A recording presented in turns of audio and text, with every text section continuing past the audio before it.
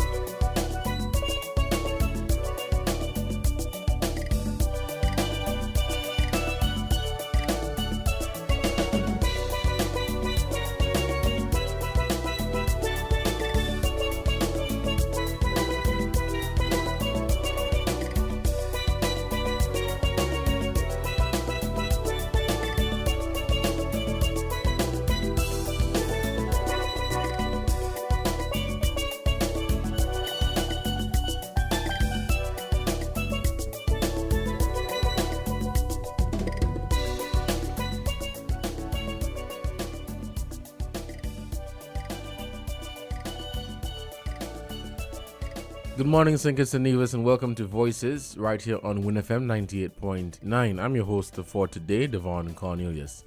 It is Friday, March 17, 2023, and welcome to Voices.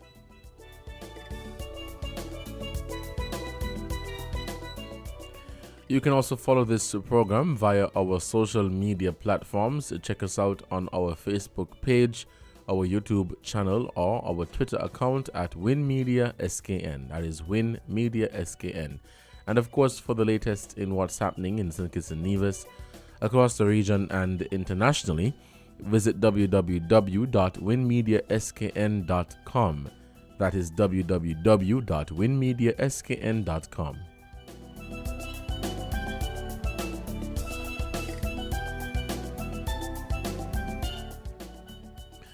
The phone lines will be open and we are taking your calls at 466-0989 or 662-0989. That is 466-0989 or 662-0989.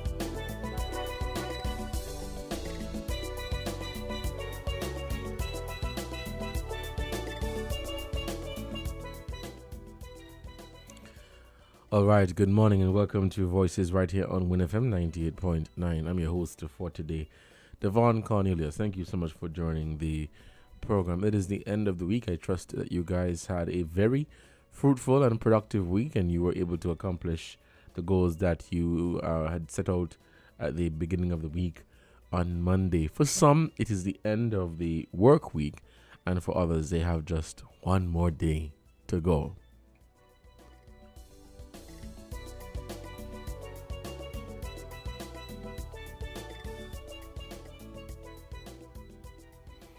The phone lines are open and we're taking your calls at 466-0989 or 662-0989. An opportunity for you to hear your views or give your views and opinions on matters of national interest. Things happening in St. Kitts and Nevis and across the region or internationally. This is Voices on 98.9. I want to share with you in relation to and this is more so an update on the Haitian migrants situation. We know as it is right now, they have sought legal representation. This is a press release or a statement rather, from the Royal St. Christopher and Nevis Police Force dated March 16. And it reads, Danny Henry, the captain of the boat that entered the Federation carrying several Haitian migrants, was convicted and sentenced on March 15, 2023, following a court hearing at the Charleston Magistrates Court. It says that Henry, who is a national of Dominica, was sentenced to 6 months imprisonment for entering a port that is not a formal port, 12 months imprisonment for entering the Federation without the consent of an immigration officer, and required to pay 5,000 EC dollars in 6 months on customs charges, or face 6 months in prison. Someone had called me yesterday, well, no, this morning actually, to ask me about this. How it is that the captain of the vessel that was carrying migrants was charged, but not the migrants. They're not suggesting that they should have been charged. It's just a genuine question, which I don't have the answer to. But, they wanted to get more information about it.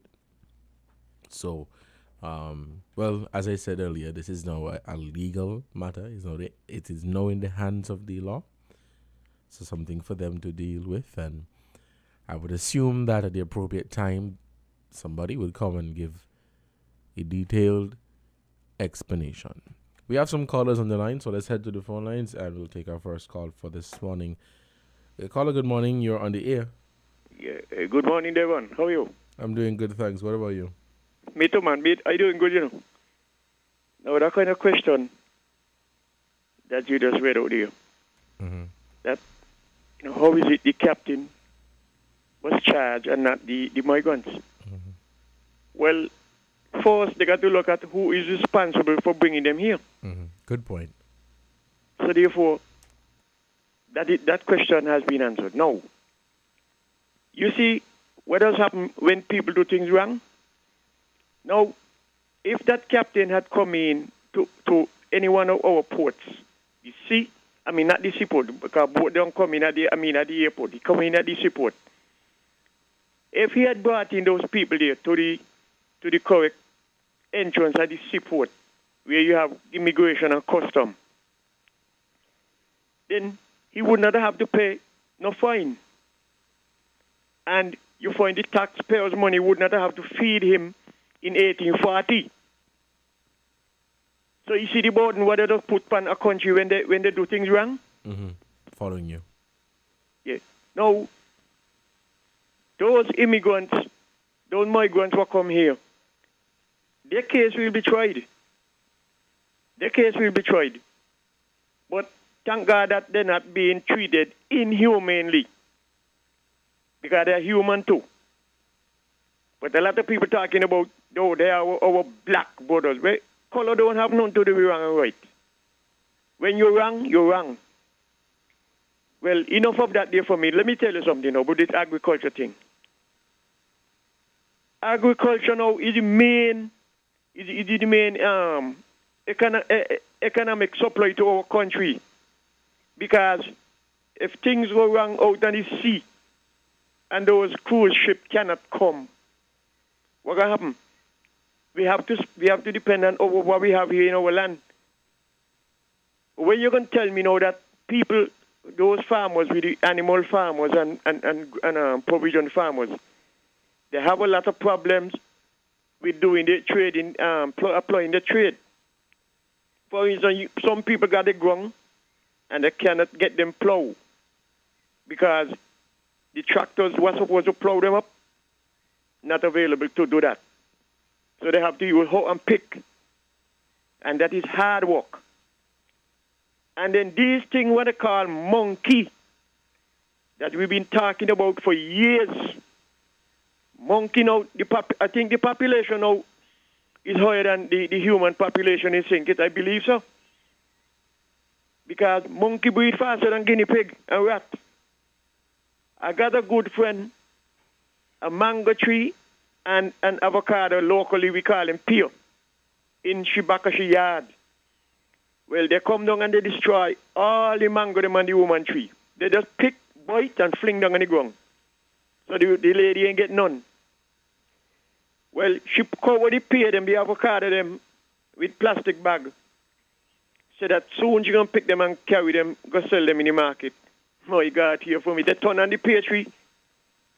Bite up all the woman, pay them so the lady don't have none to carry to the market. They know here on bulletin board that I think it's the customs going over the shooting range over Canada. Go practice to shoot. We have been asking them all the time, get back the mountain rangers. Give them back the long range gun and let them pick out the monkey them. Reduce the population, don't kill all. Reduce them because they are what you call economy destroyers. They're killing our economy. When they don't bite up and mash out all the farmers and crop, and even you who got your backyard garden, you come like you got to sleep in your garden at night time to keep them out. So we ain't going to have nothing to sell to help our economy. So again, I am talking to the Minister of Agriculture. Do something with these monkeys the right way and stop talk about how you're getting 20 traps and all that kind of foolishness. What 20 trap? Monkey smart, when monkeys see trap, they ain't going in them.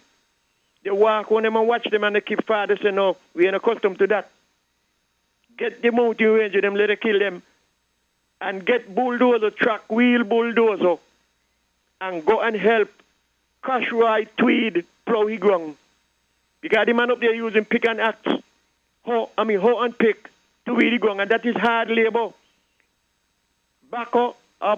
Bulldozers with track wheel, them they could go and he ground because he ground is kind of rocky. But a tractor with a toy wheel can't go up there. Anyway, thank you, Devon, for listening to me. And thank you, caller, so much for your contribution to this program. You're listening to Voices right here on Win FM 98.9. It is 11:20 here in the studio. We'll take a short break to acknowledge our sponsors, and when we come back, we'll continue the conversation for today. Let's take this break, and we will be right back. We're different. We're 98.9. 98.9. Win FM. Tea time, calling night, noon and morning. Tasty biscuit, just can't resist it. Tea time, calling night, noon and morning. Tasty biscuit, just can't resist it. You can dunk it, you lick it, you taste it, you spin it, you twist it, you can mix them all together. It don't get any better. You can dunk it, you lick it, you taste it, you spin it, you twist it, you can mix them all together. It don't get any better. Anytime, whatever time. It's tea time. Whatever time. It's tea time. Snack on a delicious tea time biscuit anytime.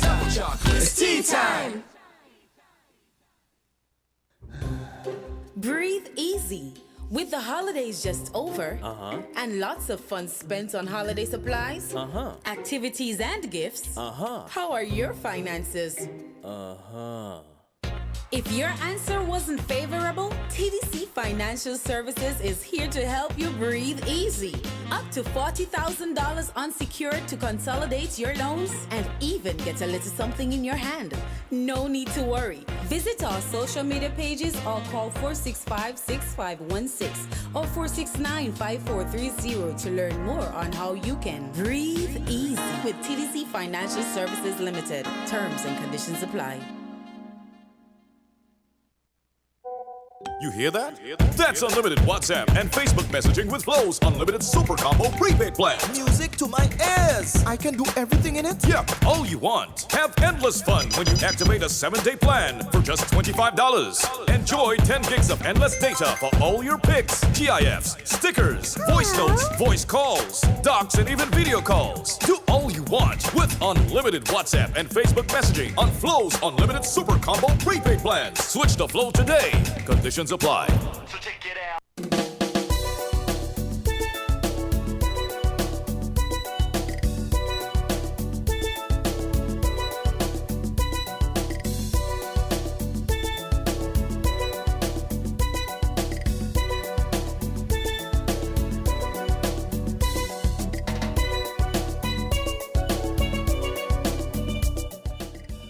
Welcome back to Voices right here on Win FM 98.9 for Friday, March 17, 2023. It is 11:23 here in the studios of 98.9. I'm Devon Cornelius. Thank you so much for joining the conversation. The phone lines are open and we're taking your calls at 466-0989 or 662-0989. That's 466-0989 or 662-0989. In relation to the Haitian migrants. That was a question that somebody had asked me earlier, as it relates to the captain of the vessel. He was charged, according to this statement from the police force. The name of the captain is Danny Henry, and according to this statement, he's a national of Dominica.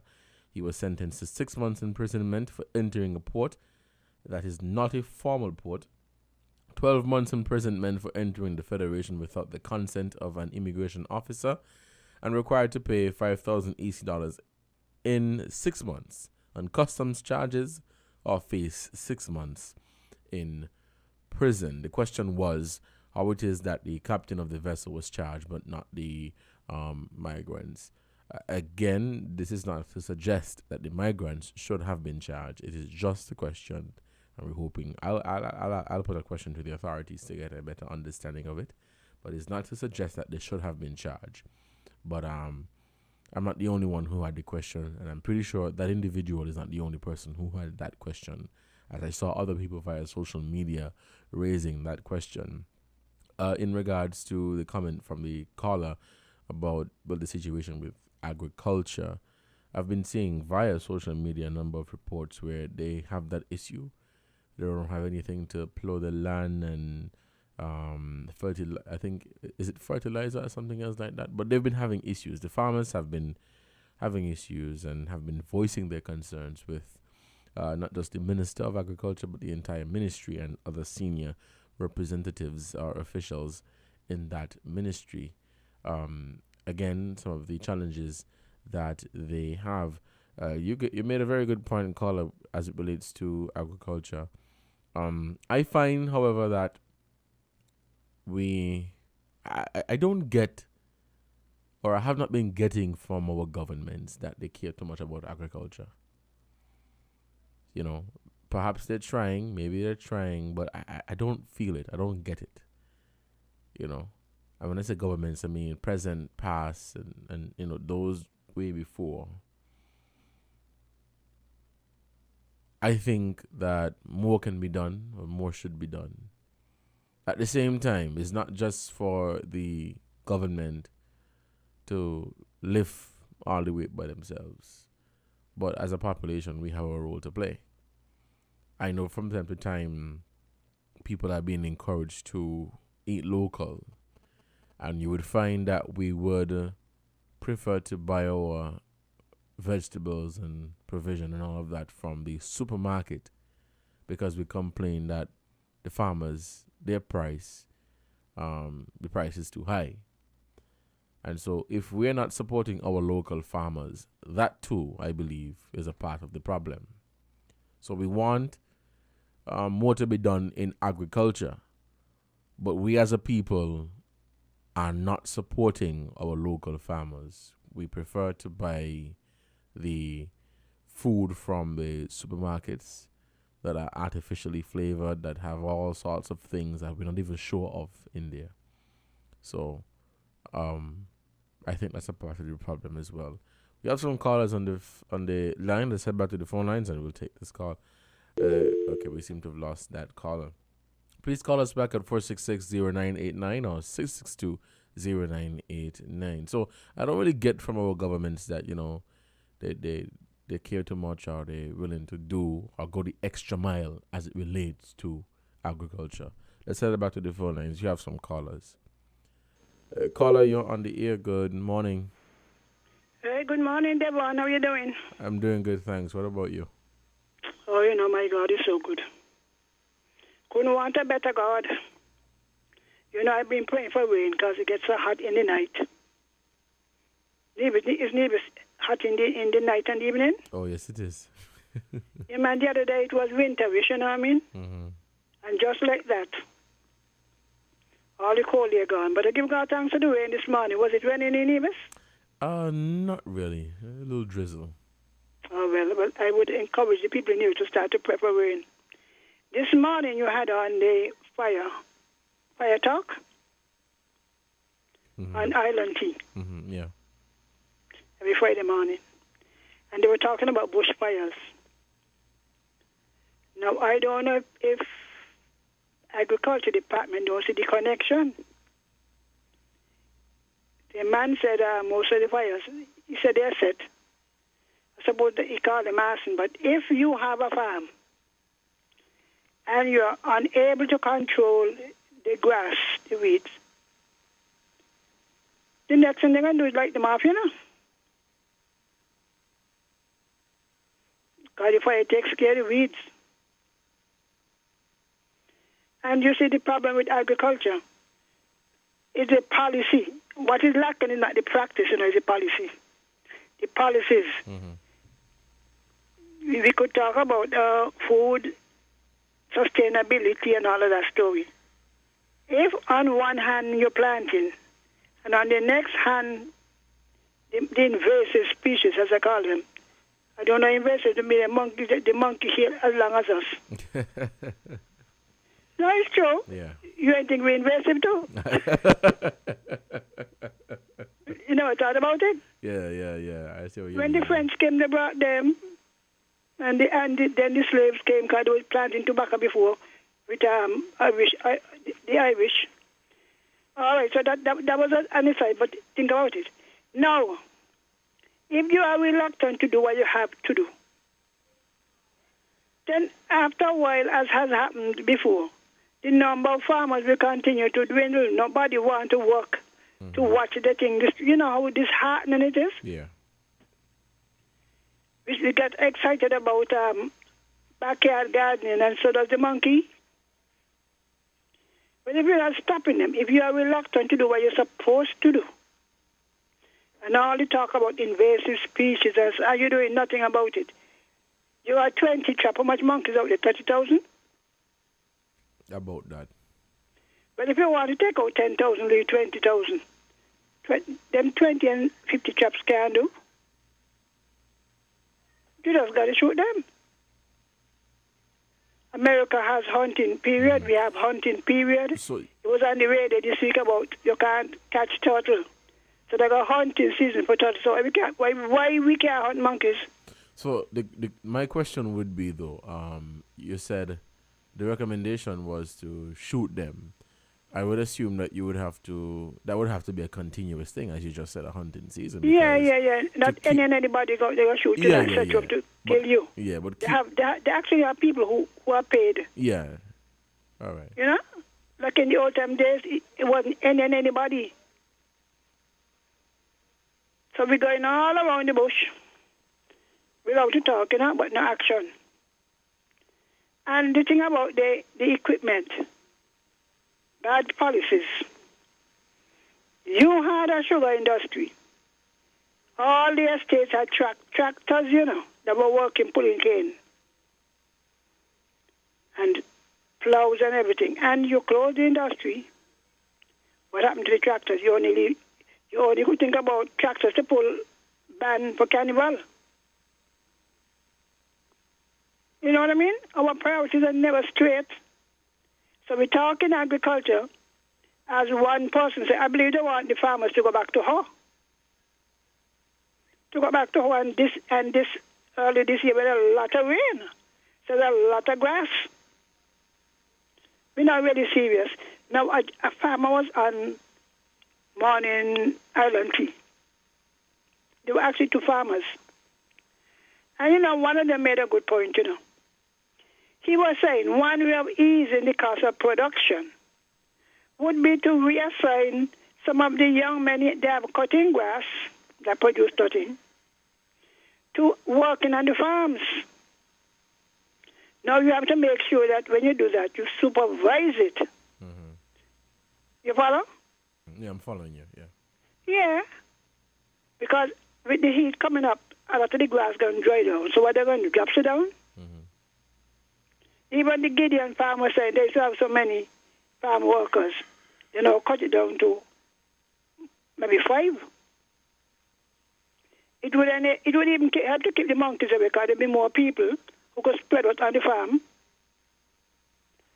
You know, but we're allowed to talk and hear ourselves. Now, I heard the Prime Minister. Tell me when I must stop, eh? Go ahead. Yeah? Go ahead. Wrap up quickly. All right. Now, the Prime Minister was talking on Wednesday on Freedom Radio. Absent from his speech was the Basti High School. I don't know if you realize that. And he went on to explain, of course, a new hospital is priority, but it's most likely towards the end of the term.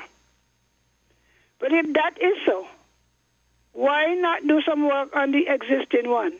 I'll stop this. Other people will call in. I'll call back. Mm-hmm. All right, caller, thank you for your contribution to this program. You're listening to Voices right here on WINNFM 98.9. The phone lines are open and we're taking your calls at 466-0989 or 662-0989.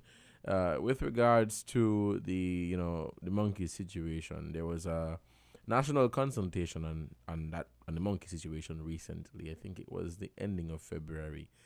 And, in listening to the farmers, basically share their concerns and list the issues that they face in the whole industry of farming, it was heartbreaking because the major issue for them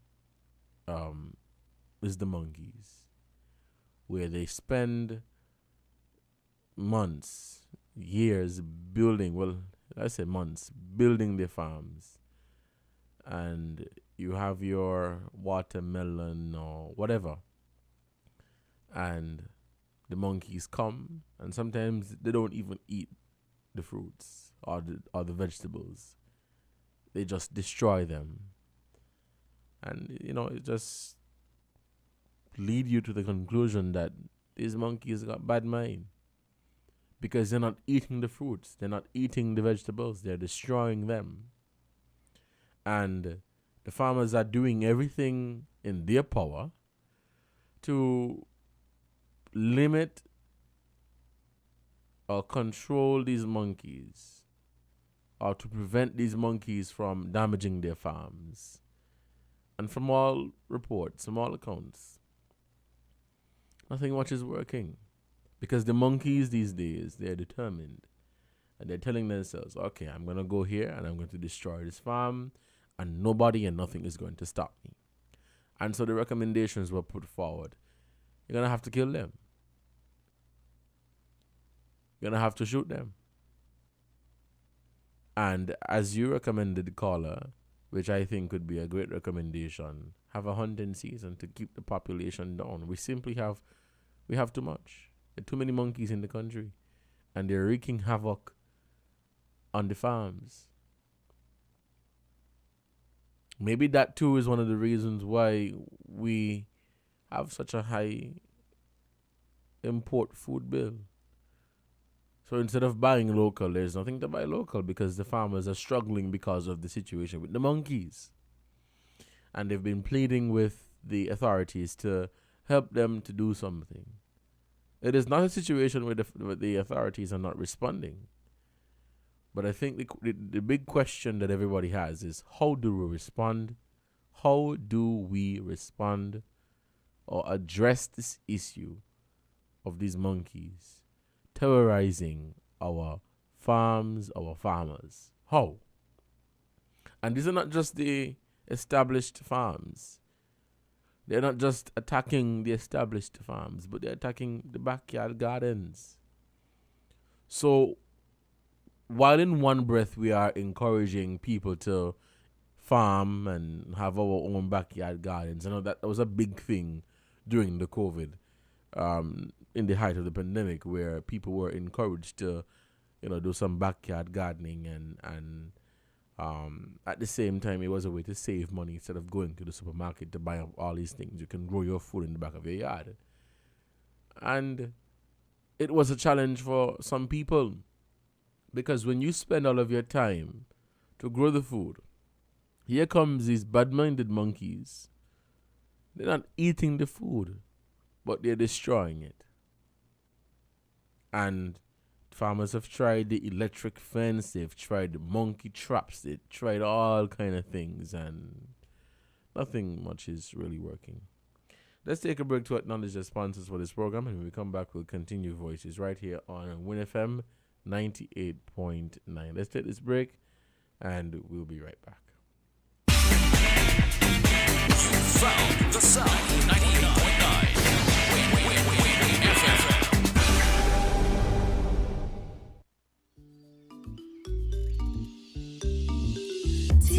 for service, TDC for quality. TDC your company, TDC for service, TDC for quality. TDC, your company. Together we succeed, building a strong community, pressing onward to our destiny. One love, one family. Together we succeed. Let the whole world see. Yes, this is 50.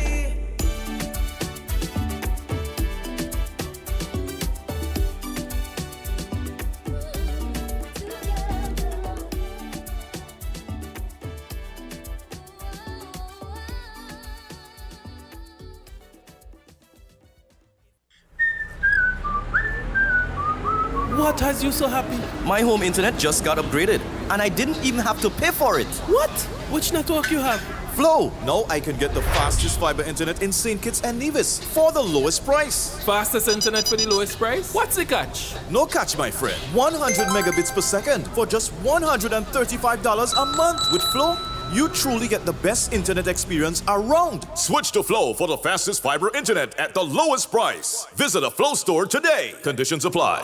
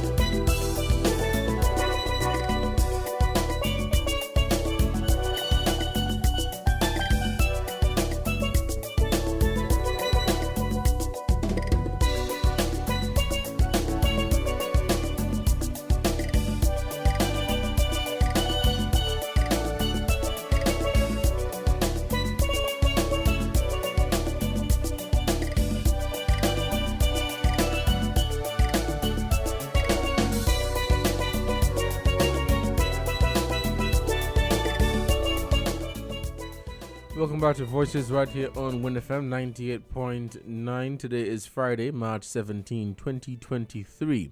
It is 11:42 here in our studios. The phone lines are open and we're taking your calls at 466-0989 or 662-0989. That's 466-0989 or 662-0989.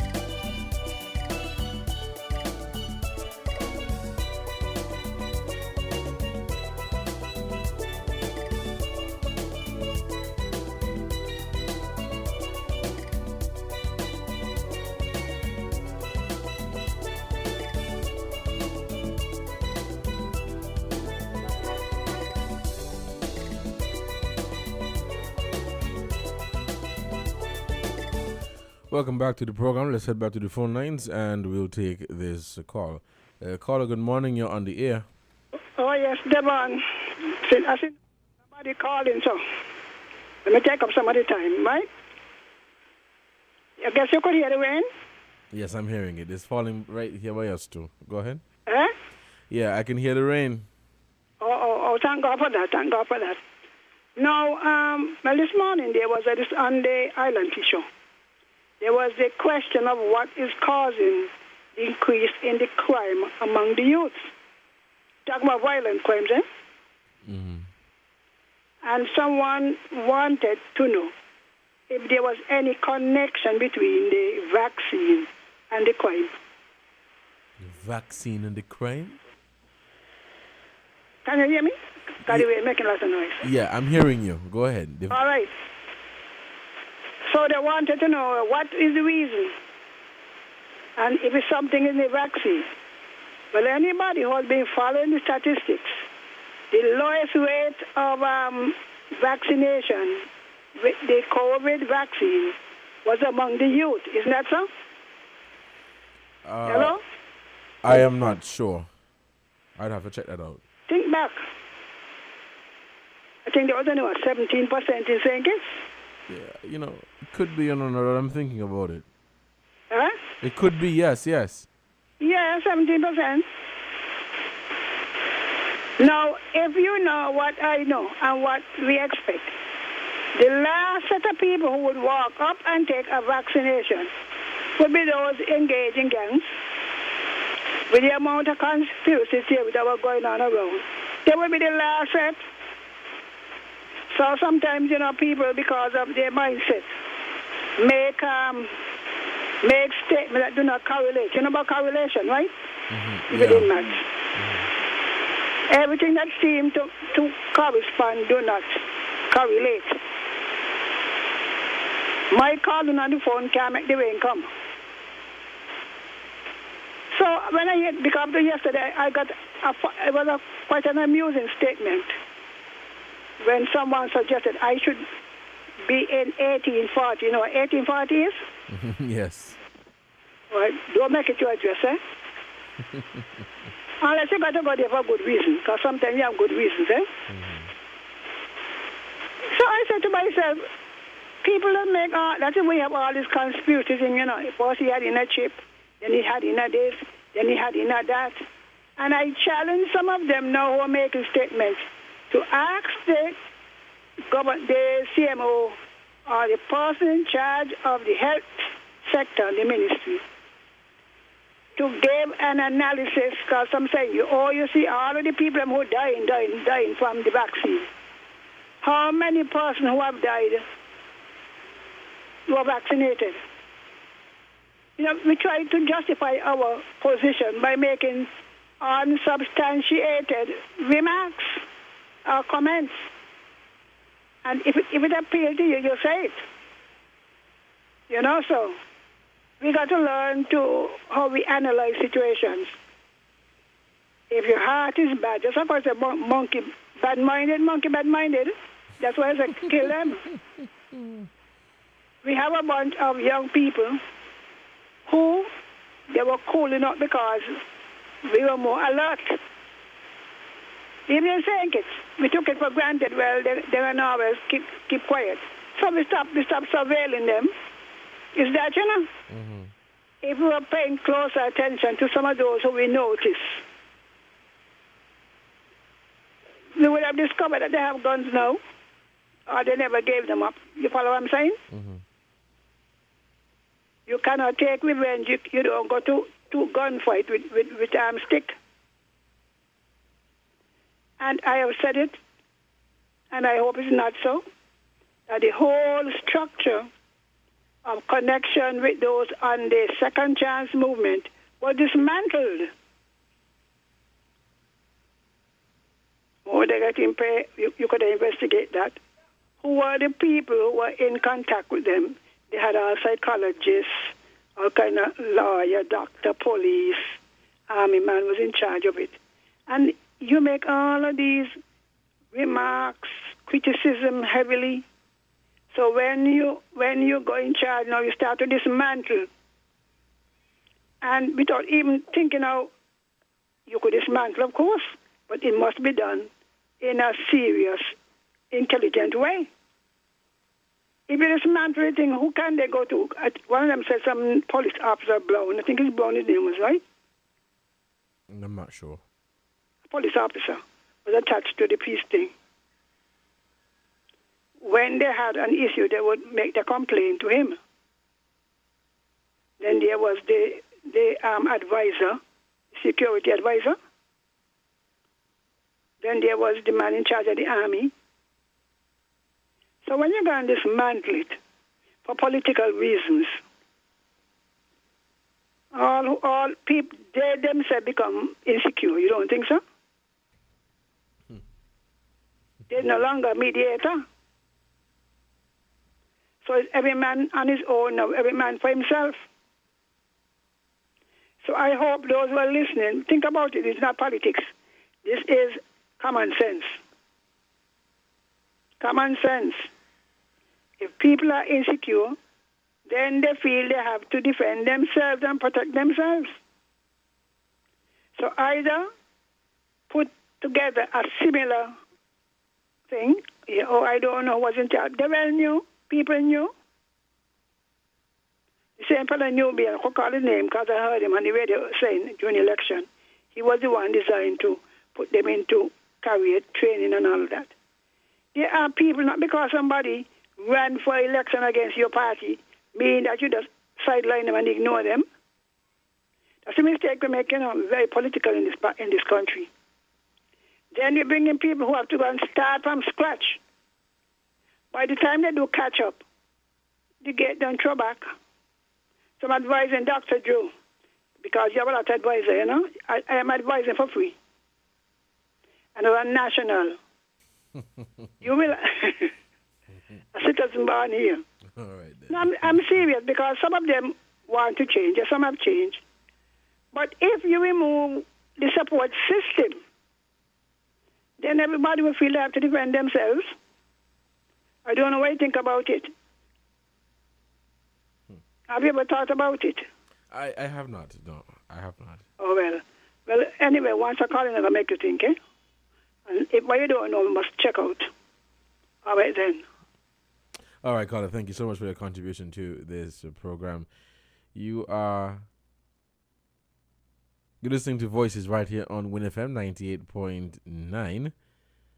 I'm your host for today, Devon Cornelius. The phone lines are open and we're taking your calls at 466-0989 or 662-0989. Let's head back to the phone lines and we'll take this call. Caller, good morning, sorry. You're on the air. Yes, good morning, Devon. As far as you know, the peace program, the peace initiative, has it been dismantled? No, it has not been. It has not been. As far as I know, it has not been. So I'm not sure where this idea was coming from, but it was. Right? And we're talking, nearly 8 months after about now. The new government came in. Mm-hmm. And I have not heard of any significant changes to it. They have intimated that it has to be restructured, and everybody knows that. But I am not sure that I have not heard any announcement from any source that says that the dismantling of the peace program has been actually done. What should have happened long before now is that there should have been we should have used the intervening period of COVID and the program as was. It was a time of respite, when at least the levels were down. We should have been using that interim period to make sure we dismantle the gangs, reintegrate the gang members into society in a more meaningful way. Okay, that is what should have happened, right? And that still has to be done because, as everybody, I think by now everybody agree that the program as was is not sustainable, right? You can't tell me that young men are going to go through life on a program like this, all it is. You know, I'm sure not even they want to do that. Okay, and the country as a whole cannot afford that burden. Right, and worse still, you can't have that as an example of a lifestyle for younger kids in school to be aiming towards. And I never like this excuse that, well, you have to, the people are poor and therefore they have to fend for themselves anywhere they could, right? I mean, if you saw real poverty in days gone by, I mean, then it's when you could really talk about poverty. And people did not resort to these kinds of means. And so I don't like when people make excuses, those kinds of excuses for criminal activity now. Right? I'm actually surprised when people who should know better do that. Okay? But absolutely, I would imagine that some program would be initiated to make sure that eventually that's phased out and replaced by something that is more meaningful. Okay? I'm not sure what it would be, to be quite honest. Some of the key players, I think, are still intact. As far as I know, Major Saunders, for instance, is still there. Is still on contract here. And so it is not a case of wholesale change. Okay, and of course you can't just pull the rug from on the people. That's also irresponsible. You can't just end whatever subsistence people have been getting just like that. Okay, it has to be a phased approach, a gradual approach, to give people a chance to take advantage of whatever opportunities come in the future. Right? So you know, they should not be so alarmist as to say that, well, that the program is done and so people are going to go back to criminal activity. I don't know. If you have been living in where there's been at least some sense of peace with people who you were previously feuding with, what is the incentive to go back to that? Right? There's no incentive. And so I don't agree that people are just going to go back to that way of living. As a matter of fact, I think I heard on a program some time ago where some gang members themselves said that they had no desire to do that. Okay? And so, yes, there might be individual spurts of criminal activity, but I don't think it's going to be the wholesale retribution killings like what we used to have. I'd be surprised.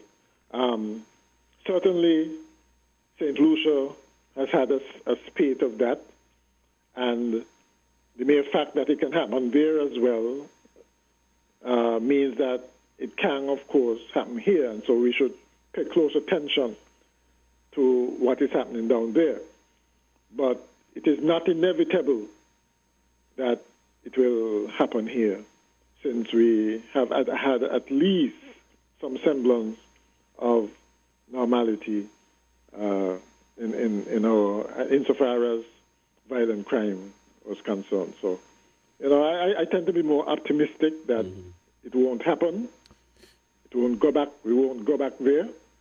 And I think it's up to all of us to make sure that we do what we can to encourage the youngsters not to pursue that path. Right. And certainly We should not be making excuses for the few who might be tempted to revert to that way of that lifestyle. Okay? I think all of us should be supporting them in their efforts to be reintegrated into society.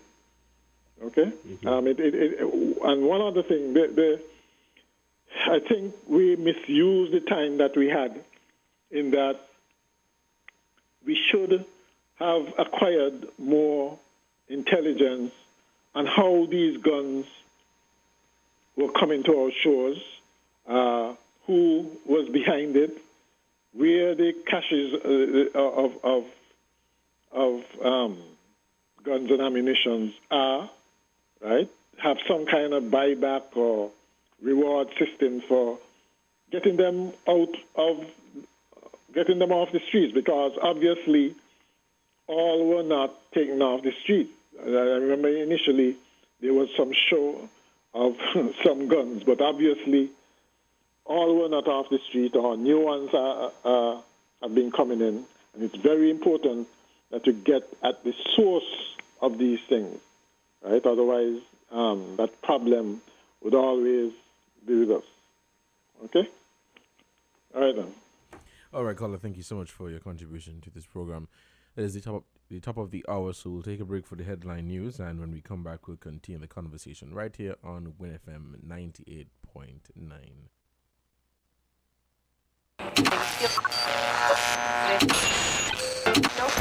You found the sound. 98.9. Win FM.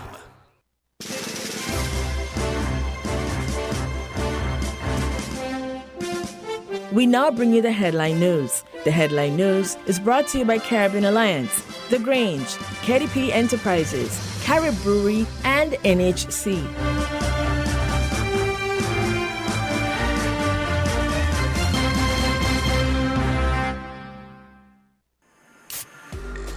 With over a century of perfection behind the Mackeson name, a smooth blend with perfect balance and richness, it's no wonder Mackeson Triple Stout has a legacy of perfection. Enjoyed the world over. Introducing our new look with the same great taste. Mackeson. All hail the king. Please drink responsibly. When it comes to the important things in life, your health, your education, your choice of a life partner, and of course your insurance provider, only the best will do. Caribbean Alliance Insurance is the only insurance company in the Eastern Caribbean with an A excellent rating. We have a robust 3-tier reinsurance strategy that protects our policyholders from multiple catastrophes, even if they occur in quick succession. We spread our risks over 18 territories, ensuring minimal impact to individual territories when a disaster strikes. We provide an excellent claims experience. Claim settlement is usually between 24 to 48 hours. Our A excellent rating means that you are more secure with us. Contact us for motor, property, marine, public liability, employer's liability, and other policies. Dalil Walwyn, people you can trust. Local agent for Caribbean Alliance Insurance. Tomorrow secured. Shipping your cargo shouldn't be a hassle. It can be as easy as a single call to Amerijet International, your worldwide cargo transportation solution. We provide all the services you need to ship your goods anywhere in the world, whether your shipment is fresh, frozen, large or small, alive or hazardous. You can count on Amerijet to deliver it safe and sound. Amerijet International, by land, sea or air, we get it there.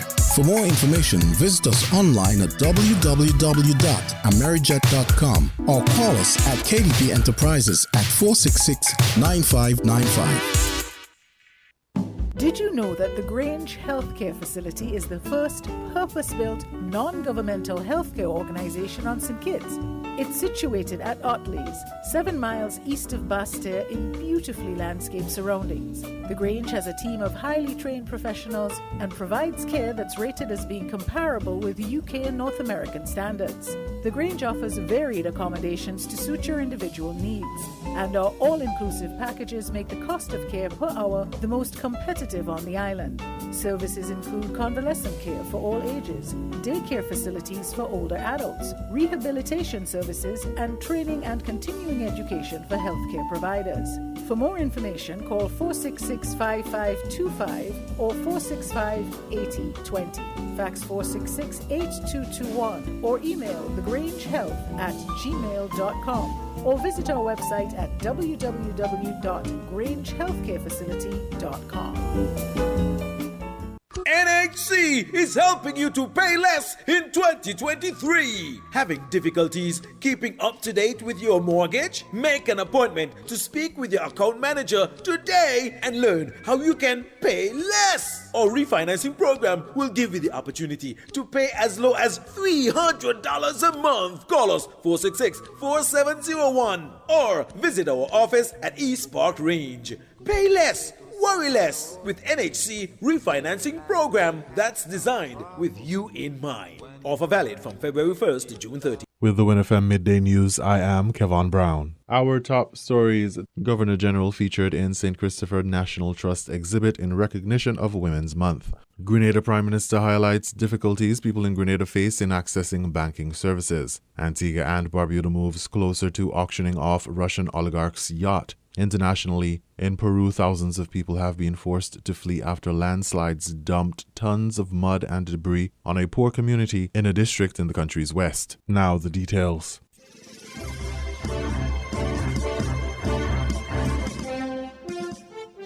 Etsu Bradshaw Keynes, the executive director of the St. Christopher National Trust, accepted the handing over of the Women's Month exhibition, featuring all the Governor-Generals of the Federation up to the present Governor-General, Dame Marcella Liebert, the Federation's first female head of state. On behalf of the Board of Directors, members and staff of the St. Christopher National Trust and the National Museum, welcome. I stand here as the Executive Director of the most valued organization, which has been entrusted with the most important tasks, and they are the power to purchase, take, hold, deal with, and dispose of lands and properties, to protect, preserve, restore, and interpret our cultural heritage. But most importantly, to provide a forum for information and knowledge. We are improving our journey of our rich history, past and present. We are here today to celebrate past leaders who have paved the way for our present leaders, especially women. The month of March is referred to as Women's History Month, a time to celebrate women's contributions to history. What you're about to do this morning is to take a walk up Government House Memory Lane of former governors and governors general to our very present, beautiful Dame Marcella Liebert, GCMG JP.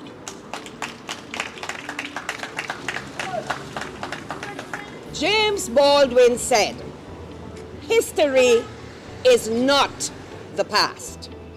It is the present." We carry our history with us. We are our history.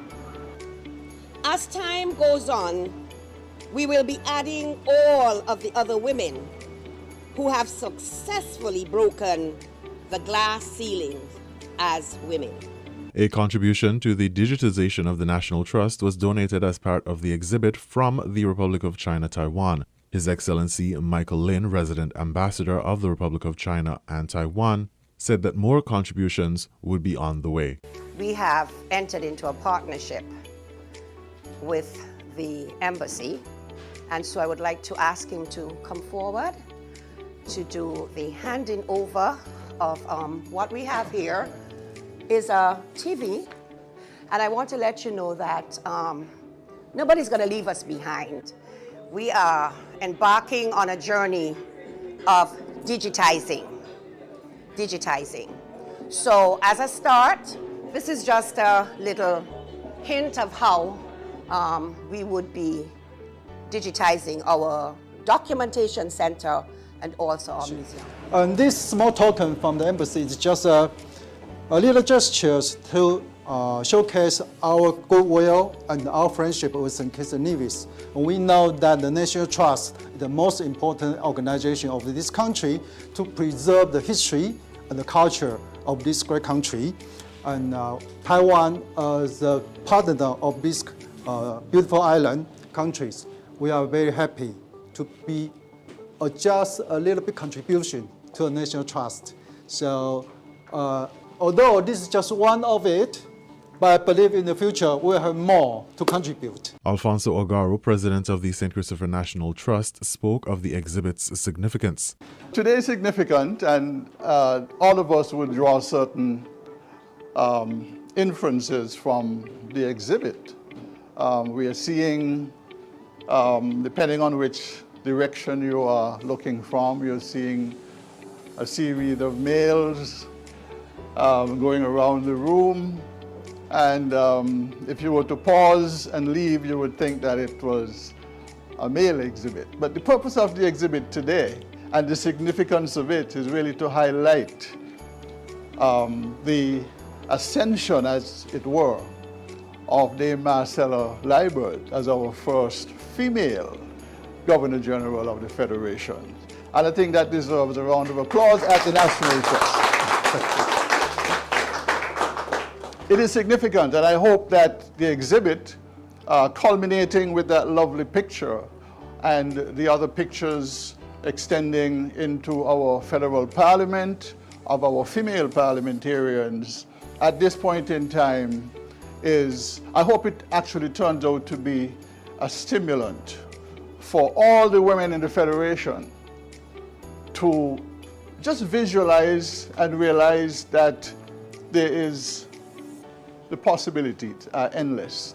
And you can be what you want to be if you really set out on the journey to achieve it. When the idea first emerged, I saw sparkles in the eyes of the executive director that, why don't we do an exhibition? And then I said, you think about what theme that we can do. And he said, I got it. I know, it's International Women's Month and I think we can do recognition. And the dots and the stars align themselves because we now culminate with the appointment of Dame Marcella Liebert. And so, to you, Dame Marcella, we congratulate you officially from the National Trust, and we hope that your tour of duty would be marked with significant achievements. At the handing over ceremony were the Governor General, Dame Marcella Liebert, the Creative Economy Minister, Samuel Duggins, and other members of government and the National Trust.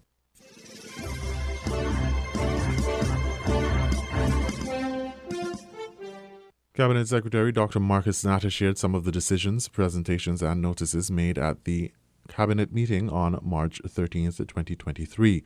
The post-Cabinet briefing included the start date for the Senior Decade program on March 20th, the housing census to be completed at the end of 2023, and more. Deputy Prime Minister and Minister of Aging and Disabilities, the Honorable Dr. Jeffrey Hanley, updated Cabinet members on the start date for the Seniors Daycare program, which will be officially launched on March 20th at the East Bastia Community Center in Ponce Pasture. Following the launch, the program will be held as follows. On Mondays at the East Bastia Community Center, on Tuesdays at the St. Peter's Community Center, and on Wednesdays at the St. Paul's Community Center. The Senior Daycare program will be monitored and evaluated during this pilot phase with the goal of expanding to other communities throughout St. Kitts.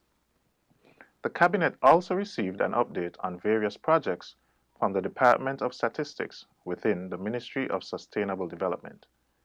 The Honorable Dr. Joel Clark shared that the population and housing census is ongoing with the goal of completion by the end of 2023. Additionally, the Enhanced Country Poverty Assessment Report conducted during 2017 through 2018 is to be bolstered by an additional survey to assess the impact of the COVID-19 pandemic on poverty in the Federation. In highlighting the critical importance of data collection to informing government's policies and programs, Dr. Clark stated that the Department of Statistics will undertake 2 new projects during 2023, namely a visitor expenditure and experience survey to capture detailed information on both expenditure estimates and experience in the destination in categories such as air and yacht passengers and crew, and students at offshore medical schools, as well as an agricultural and fisheries census to update the baseline for agricultural production from backyard gardening to ocean fishing. During this week, Minister of State with responsibility for gender affairs, the Honorable Iseline Phillip, is attending the 67th Annual United Nations Commission on the Status of Women, where she will be engaged in discussions on innovation, technological change, and education in the digital age for achieving gender equality and the empowerment of all women and girls. The Honorable Conway Maynard, in his capacity as the leader of government business in the National Assembly, is attending the 71st Annual Westminster Seminar on Effective Parliaments, which provides an opportunity to explore parliamentary democracy, practices, and procedures, and to share experiences and challenges faced in parliamentary work. Cabinet Secretary Dr. Marcus Natta.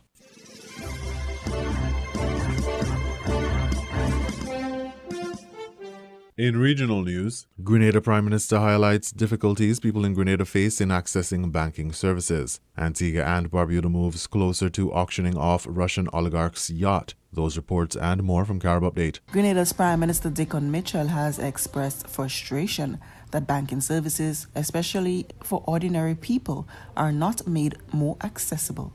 In answer to a question at a town hall meeting in rural St. David's on Wednesday night, Mitchell said it is too difficult for people to open accounts. They have deliberately tried to brand us as high-risk financial destinations and make it very difficult for our own people to become banked. There are a significant number of persons living in the region who are unbanked, which means they do not have a bank account because it is impossible for them to open one. So if you're a fisherman in Guava and you live in your mother's home and you're going out to fish and you come back, they want proof of where you live. Well, it's your mother's house, so the water bill, the electricity bill is in her name. So what proof would you have? And what that means is then it leaves you out of the banking system, so you just spend the money. He said local and regional banks might be too stringent in some situations to meet what they view as compliance demands from correspondent banks. It's because our banks are being made to comply, and in my view, they are overzealous in their desire to comply with rules that are imposed on us by Americans and Europeans when it comes to our banking sector. That's the truth. All of these paperwork, the compliance, the over-compliance, the 10 pieces of ID, the wanting to know whether you have a utility bill, the reference letter, all of that is rules that are imposed upon us by organizations in North America, in Europe, that says, quote unquote, they are trying to prevent anti-money laundering, anti-terrorism financing, etc., etc. Mitchell complained that compliance demands being put on regional financial institutions from the industrial north. But you can go to Canada and open a bank account in 5 minutes. You can go to North America and open a bank account in 5 minutes. That's the challenge we face. And I make no apology for it. A lot of the times, these rules are underpinned by a clear north-south divide. And the bulk of the people who live in the south look like me and you. And the bulk of the people who live in the north, they don't look like us. So that's part of the challenge. So it's not just as simple. This is the situation in every OECS territory. He suggested governments in the region will have to continue to lobby on the issue. So as citizens, I want us to understand that we too have to fight and stand up and talk about those issues. We have Grenadians, Trinidadians, Jamaicans in the diaspora, in Canada and Toronto. That is why you can't send money in Grenada quickly. Because of rules, FAT, FATCA rules, anti-money laundering rules imposed Grenada's Prime Minister Deacon Mitchell said public servants there will begin to get payments every 2 weeks, a move to fulfill a campaign promise of fortnightly payments. The National Democratic Congress had promoted the bi-monthly payments instead of the traditional monthly payments. Some had argued that government's regular cash flow situations, as well as administrative hurdles, may make bi-monthly payments difficult, if not impossible. But Mitchell indicated Wednesday night while addressing a town hall meeting they are ready to proceed. The Antigua government moved Thursday to amend an act that will allow it to easily auction off an $80 million yacht belonging to a Russian oligarch that has been stranded there. The government claims the vessel has been abandoned in the Caribbean since Russia's invasion of Ukraine last year. The Alfa Nero is owned by oligarch Andrei Goryev. Prime Minister Gaston Brown said the yacht has been abandoned in Falmouth Harbor in Antigua since February 2022, and the government was trying to prevent a future hazard since the luxury vessel is not being maintained. The case was taken to the Antigua Parliament on Thursday, as Prime Minister Gaston Brown said the yacht has been effectively abandoned and his administration is looking to have it sold. Antigua and Barbuda say the vessel named the Alfa Nero was abandoned in an Antiguan harbor a year ago and belongs to sanctioned Russian oligarch Andrei Goryev. He denies the boat is his, so authorities have posted a public notice giving other potential owners 10 days to come forward. If no one emerges, the auction will commence. Brown said in Parliament on Thursday that not moving quickly on the issue represents an environmental and security risk. The Antigua government brought the emergency bill to the Parliament to make sure that a full authority is covered in law to dispose of the yacht. Brown painted a dire picture, one that needed swift action. The yacht is without most of its crew, the remaining ones, including the captain, threatening to totally abandon ship within days. The captain is said to be owed over US $700,000. The opposition had objected to how the bill was brought to the Parliament, complaining that they did not have enough time to study it and contribute to the debate. Before the debate started, they walked out of the Parliament in protest. The Antigua government said 6 people or entities it did not name have already shown interest in purchasing the luxury yacht.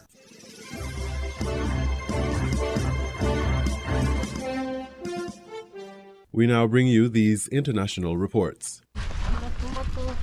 Berta Santos is helpless. Under the rubble are her children's beds, her sofas and tables. She was only able to recover 2 pots, a cutting board and a toy.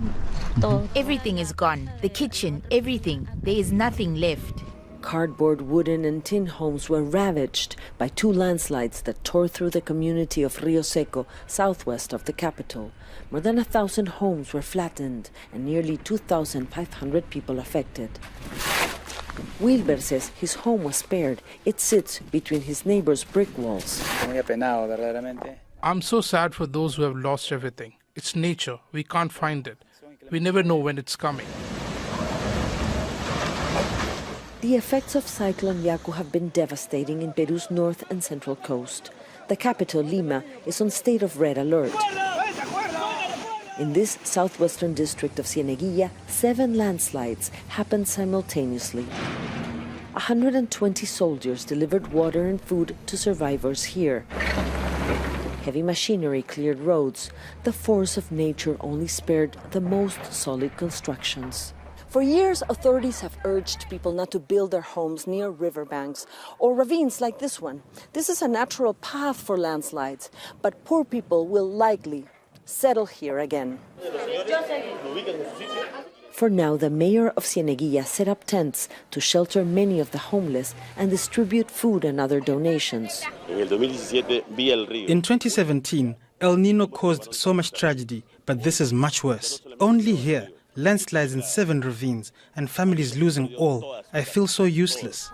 The disaster zone is being cleared, but the danger remains. We have to understand deep down that people don't want to move. Families don't want to go to the shelters because they don't want to leave their family homes. For most of these poor Peruvians, their homes were all they had, and now even those are gone. Mariana Sánchez, Al Jazeera, Río Seco, Cieneguilla.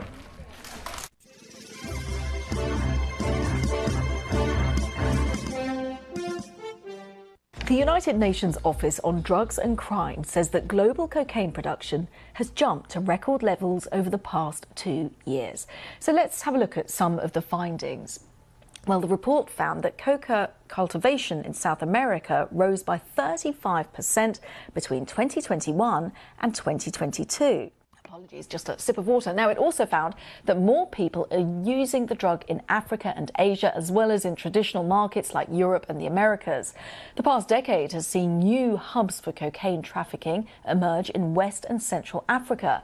And the use of crack cocaine is on an upward trend in a number of Western European countries, including the UK, Belgium, France, and also Spain. And staying in Europe, and the Belgian port city of Antwerp, which has overtaken the Dutch city of Rotterdam as the main entry point for cocaine into Europe. Last year, a record 110 tons were seized in Antwerp, and the incinerators used by Belgium customs to burn the seized cocaine couldn't keep up with demand. Well, Christian van der Wern is the head of Belgium customs. It's a huge problem, and not only when it comes to the seizures as such, but also the violence. Last year, we experienced an increase in violence in the city of Antwerp. There have been shooting, there have been grenades, but also there's been an attempt of kidnapping of our Ministry of Justice. So the situation in Belgium when it comes to the import of cocaine is getting pretty serious. Well, the impacts of cocaine on communities are wide-ranging. Pastor Mick Fleming is a reformed drug addict, and he's a former dealer turned founder of the Church in the Street in Burnley in Lancashire here in the UK. This is his take on this. No, I'm not surprised. So I think the most disturbing and alarming thing I'm seeing with the widespread use is the level of mental health that it's causing. So let's cross over to Ontario, where we can speak to Jason Eli from the Global Initiative Against Transnational Organised Crime. What's your understanding behind why the numbers are rising so high, according to this UN report? Well, I think the first thing that we really should take out of this is that any report that indicates we're at record levels of cocaine use, cultivation of coca, production of cocaine, at the same time as near record levels of seizures and eradication, we've got to start asking ourselves, what are we doing wrong? The current strategy, our current approach to respond to this particular drug is not working. So what are we doing wrong? I think that's a good question. I think focusing a lot of the efforts on targeting small level users, on focusing on eradicating crops with aerial spraying and other such elements are missing, I think, the wider element. And the element here is that you've got an extraordinary number of organized criminal groups that are involved in moving cocaine around the world simply because there's a massive amount of profit available to be made. So where should authorities then be targeting their initiatives and in terms of the bigger drug gangs, at source? What do you think? Well, I think there are a couple of things that we need to consider. First, I think globally, and we're speaking now when countries are meeting in Vienna at the Commission on Narcotic Drugs to talk about the issue of drug policy around the world. I think we really need to consider the response that has been designed and taken so far and look at alternatives. There have been billions and billions of dollars spent. There have been hundreds of thousands of arrests, thousands of seizures, and yet today we're still looking at a situation where things continue to get worse. So we perhaps have to reconsider that particular approach and look at alternatives. And there are some countries around the world that are looking at alternatives. Canada being one, which last month started a program where they decriminalized certain amounts of drugs, and they accompanied that with greater investments into mental health, homelessness, and other factors around social vulnerability. So I think we need to try and understand the market more than we really do in order to better respond to it. I would add also that from the side of the organized criminal groups, arresting people, arresting kingpins doesn't work. They're easily replaced. Individuals are replaced, groups are replaced. Where they need to be targeted is at the core of their business, which is money. And there are far too few countries around the world that have the measures in place and the willingness and initiative to really tackle the financial side of the drug trade, seizing assets, seizing money, and pursuing those people, those corrupted individuals and institutions that are allowing this to continue forward.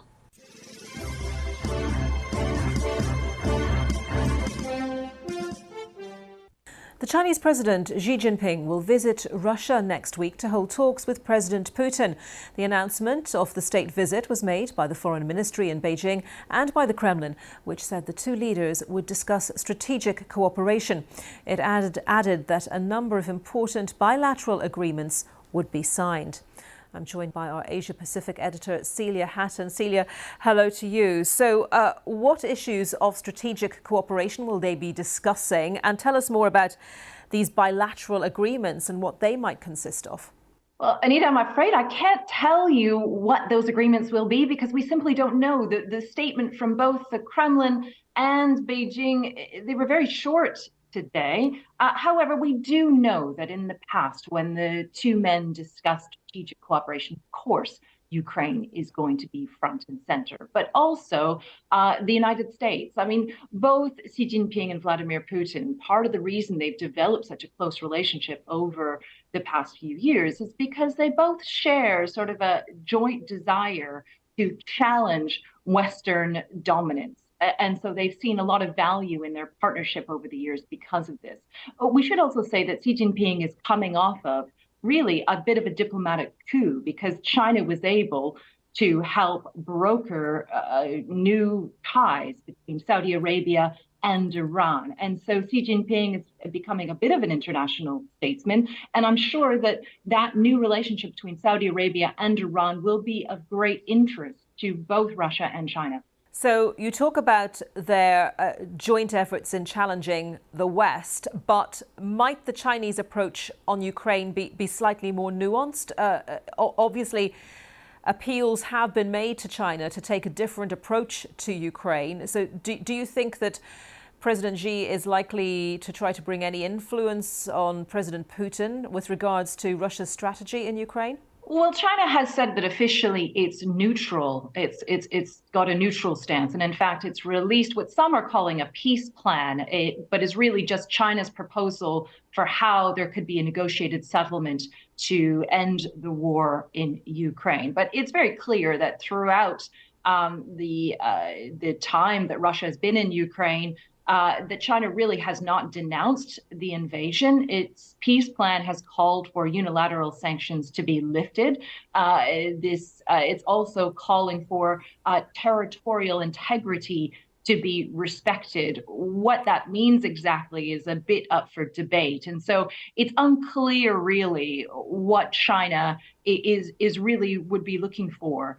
However, we do know that, of course, the United States has been voicing concerns that China might ultimately provide weapons to Russia. So far, the Pentagon says that there's no evidence that that's been the case, but that really is the question. You know, China and Russia, Xi Jinping and Vladimir Putin have said they have a no-limits partnership, but at the moment, weapon supply seems to be the limit. But if Russia really appears to be struggling in Ukraine, what would China do then? That really is the question. Would they ever go so far as to provide weapons in order to shore up Russia's side in the war? Yeah, but the China 12-point plan for peace in Ukraine, do you think that is likely to be discussed? I'm sure they'll discuss it. I mean, it was interesting when that was first released. Moscow's response to it was a relatively lukewarm, actually. It didn't fully embrace the plan. And Ukraine also didn't completely disregard it. They said there were some points that they found interesting, but again, the idea of territorial integrity really is up for debate. Where would that line be? Would Russia need to withdraw a little bit? Is Beijing actually really pushing Ukraine to accept where Russia has invaded to up to this point. So that plan has really been met with a lot of skepticism, frankly, from everybody. I don't really know anybody who's endorsing China's 12-point plan to a negotiated settlement, except for Beijing at the moment.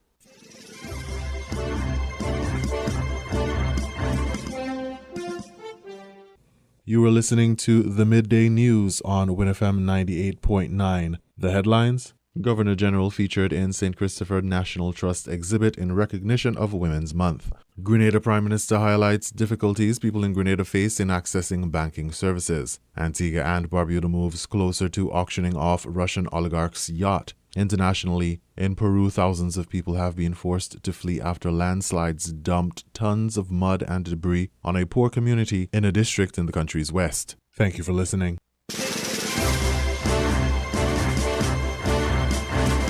That was the WINNFM Headline News. The Headline News is brought to you by Caribbean Alliance, The Grange, KDP Enterprises, Carib Brewery, and NHC.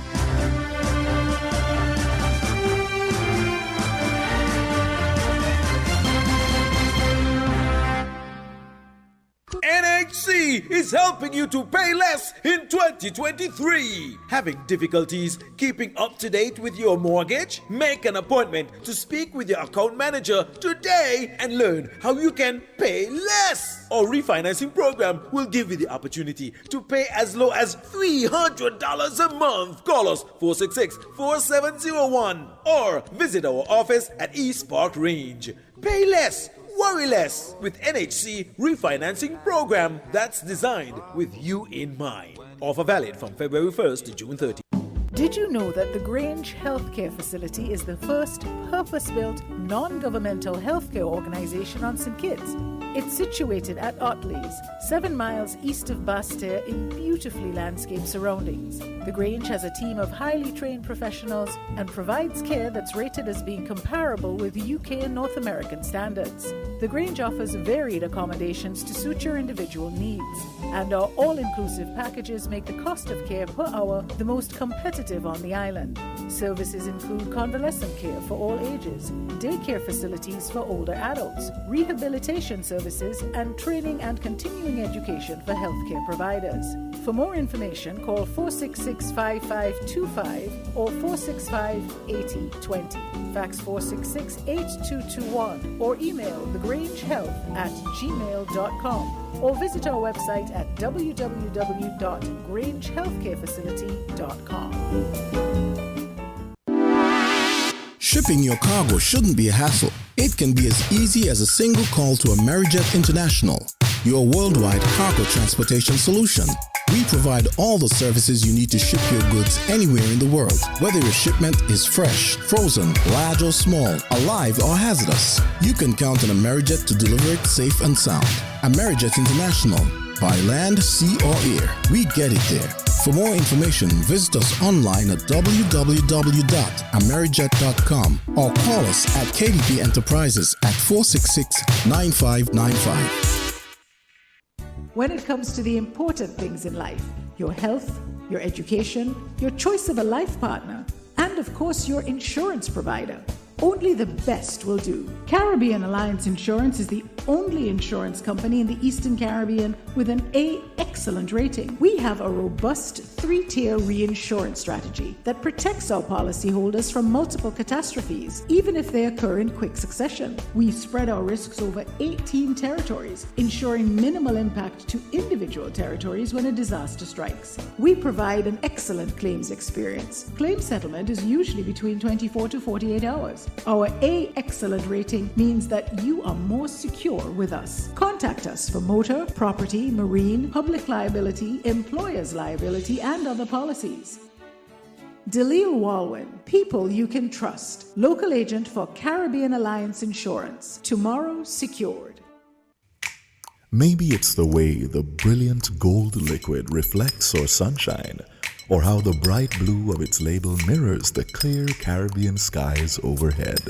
Maybe it's the fresh, crisp taste of this beastly cold beer on a scorching hot day. Maybe it's even the way it brings us all together.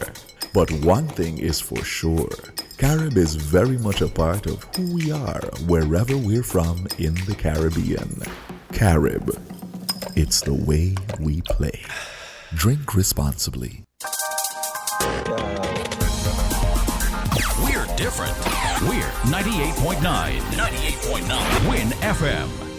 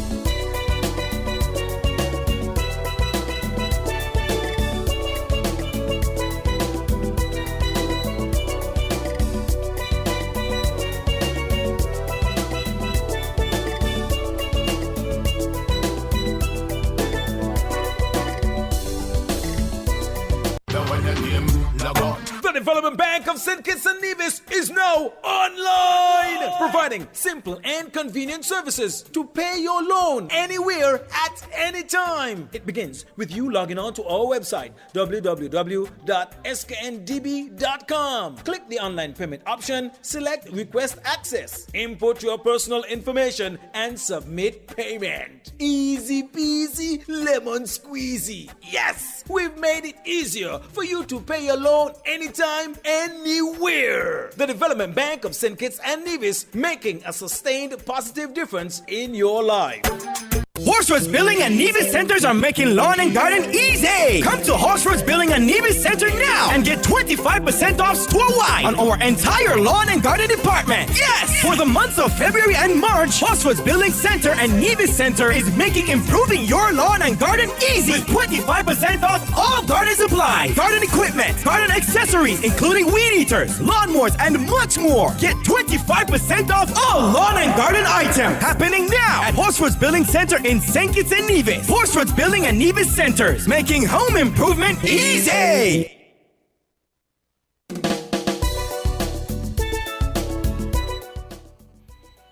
Welcome back to Voices right here on WINNFM 98.9. Let's head back to the phone lines and we'll be taking some more calls. Okay, we seem to have lost that caller. Let's take this one. Okay, we lost that caller as well.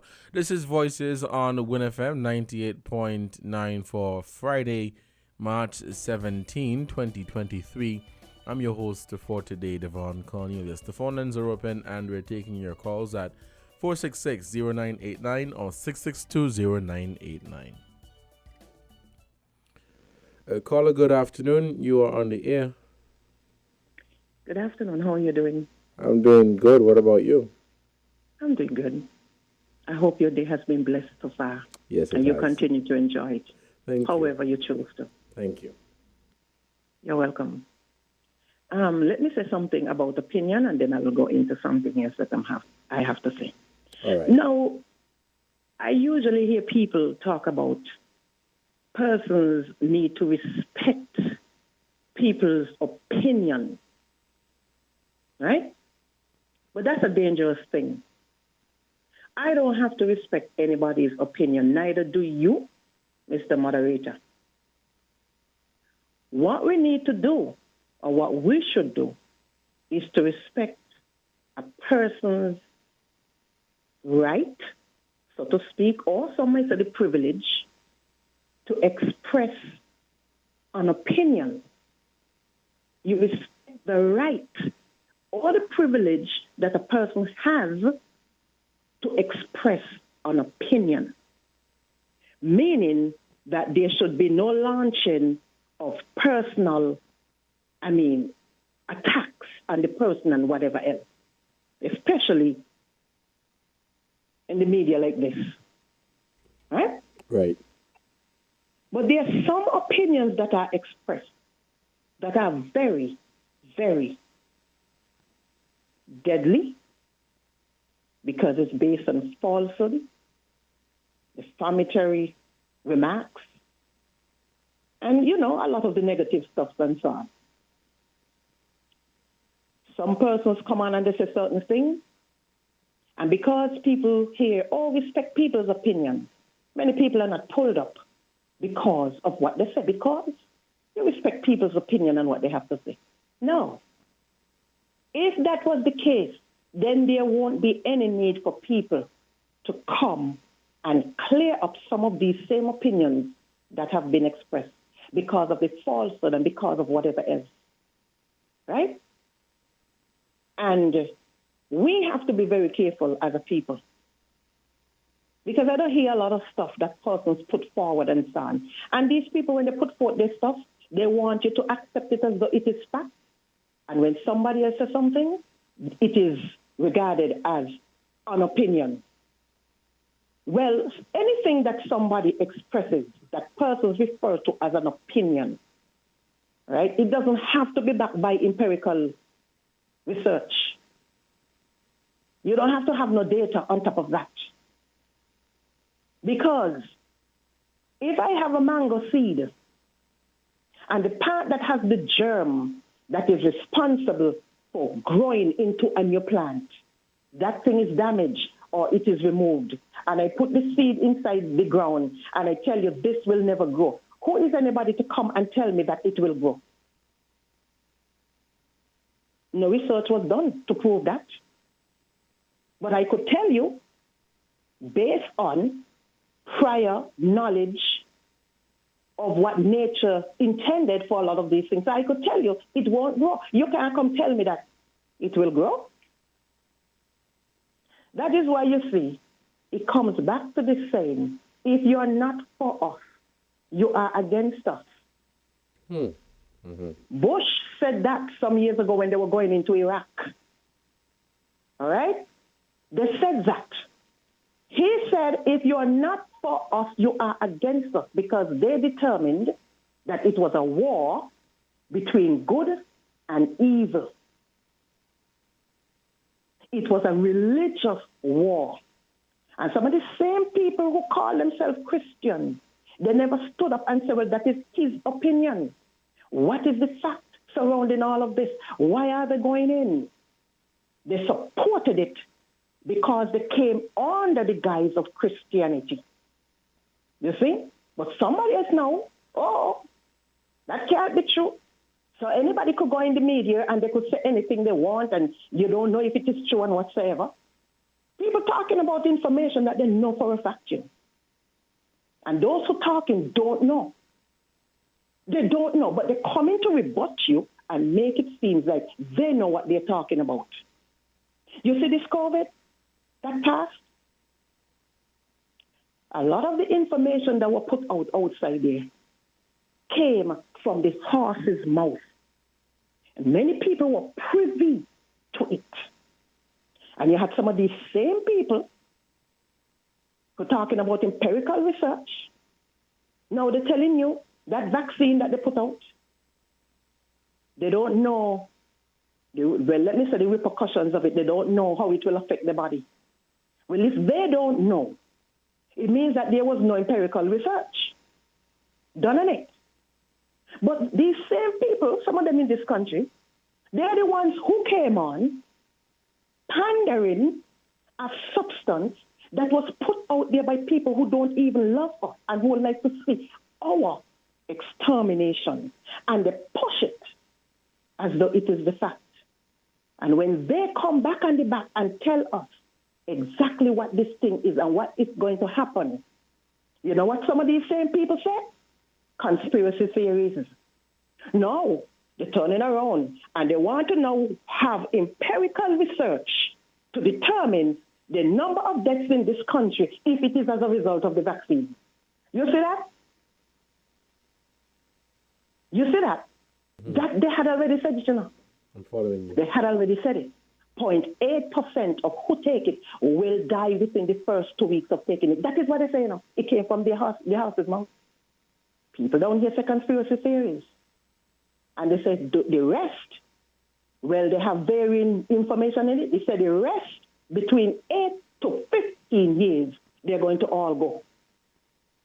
You need empirical research for that? If that had happened, and you know the people moving around, and yes, persons who are dying, and persons who are getting down, they're now getting what they call them strokes. They're now collapsing, and all sorts of things happening. It is as a result of what? If before you never see this, because one person who call in, could say that they know about the stats and they work in the stats department, and he has never seen so many people dying like what is happening now compared to before. You have the death increase, duh. So you don't understand. You're close to what is happening, or you don't want to speak it, or you don't want to admit your role that your tongue played in leading so many people to the death. I said already, you belong in 1840, you need to go inside there. I said it already, I said it just the other day, and I'm saying it again. You need a jail. You need a jail. You need to go on the bench. Because I don't know how pastors could say they are close to God, and when God was talking to them, they ignored it and pushing something that they don't know anything about. It is not of us.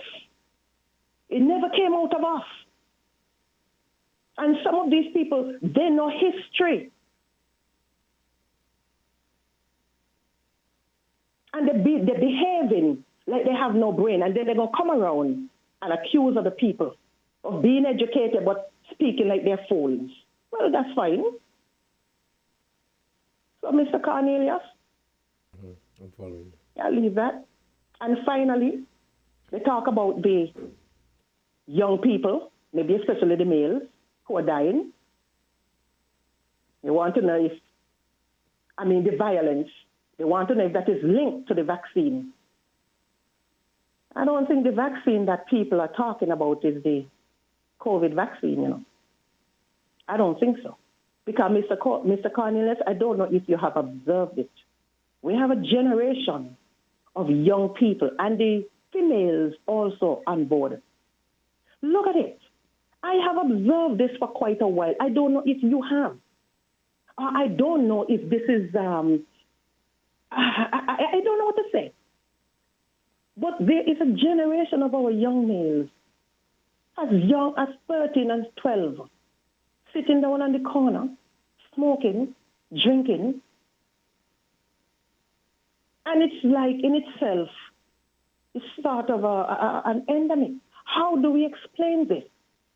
So I want to know if it is the vaccine that they got, if something was inside of it when they were babies.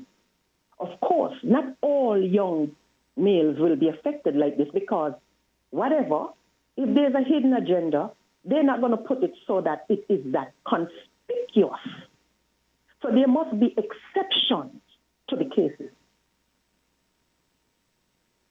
And if they want empirical evidence, I take what is coming out again from the horse's source. The source of the horse's mouth. This is what is being done. You see our children, they come down with autism. They come down with this. They come down with that. A lot of people don't even know that they are messed up. I saw a man cry, tears, just a few months ago.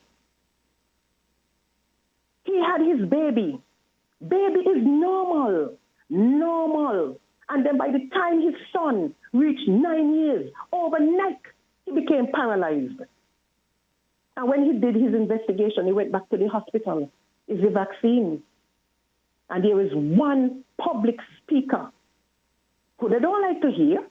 He came out and he said that. And it was a nurse in one of the hospitals who drew him aside and said, please, I beg of you, talk to the black men. When the wife or the girlfriend come inside here to get their children or their baby, he said, please, don't leave the room. Don't leave the room because you have a healthy baby. And when they whisk your baby away, this is what they're doing, right? That was a lot of things the other day. So how come a lot of these people who are talking down here about this and that and opinion and all of that, how come they don't keep abreast with these things that is happening? So a lot of these men had to stand up because they are messing up the seed carrier. They are destroying the seed carrier. And I guess some of the females, I guess they have something. Now, again, if you want to leave that as an opinion, whoever is listening, leave it as an opinion. Leave it. It's best not to talk. You can go to research and whatsoever and things. But leave it as an opinion. I'm not going to say it's a fact because I'm not here to convince anybody. Like I say, you don't have to listen to me. My head no good. I talk out my head sometimes. I'm crazy, you understand? So I don't know what I'm saying. So don't pay attention to me. Don't pay attention. You just let it go by. Mr. Cornelius, you have a blessed day. All right, you too, Colin. Thank you so much for your contribution to this program. You're listening to Voices right here on Win FM 98.9. I'm your host for today, Devon Cornelius. It is Friday, March 17, 2023. It is 12:57. The phone lines are open and we're taking your calls. Let's head back to the phone lines and we'll take this one. Caller, good afternoon. You're on the air. Good afternoon, Mr. Cornelius. Yes, caller. Greetings to you once more again in Jesus Christ's name. He who is the only Savior of sinners from their sin and from hell, and he who is the second person of the eternal Trinity. Now, all we have to do is just place our faith in the gospel and the Bible to be saved from our sins and from hell by the blood of Jesus. Now, first of all, what I would like to say is that concerning the COVID issue and the vaccine issue, many countries are documenting right now that since the rollout of the COVID vaccine, they have seen an incredible increase, a sharp increase in the amount of deaths in their countries. You see, the news is out there, but But people like news media like CNN and those mainstream will not bring it. Because you know why? When you look at the news and the documentaries and that sort of stuff, one of the things they advertise is that Pfizer is one of the big advertisers behind the news, behind the documentaries, and that sort of stuff. And so you find because Pfizer, and you will see it when they are showing their commercial PEEP sponsors, Pfizer is one of them. They ain't hiding it. So because of that, a lot of issues out there, you would have to go to the alternative media to see the truth that the mainstream media like CNN and MSNBC and so are not bringing.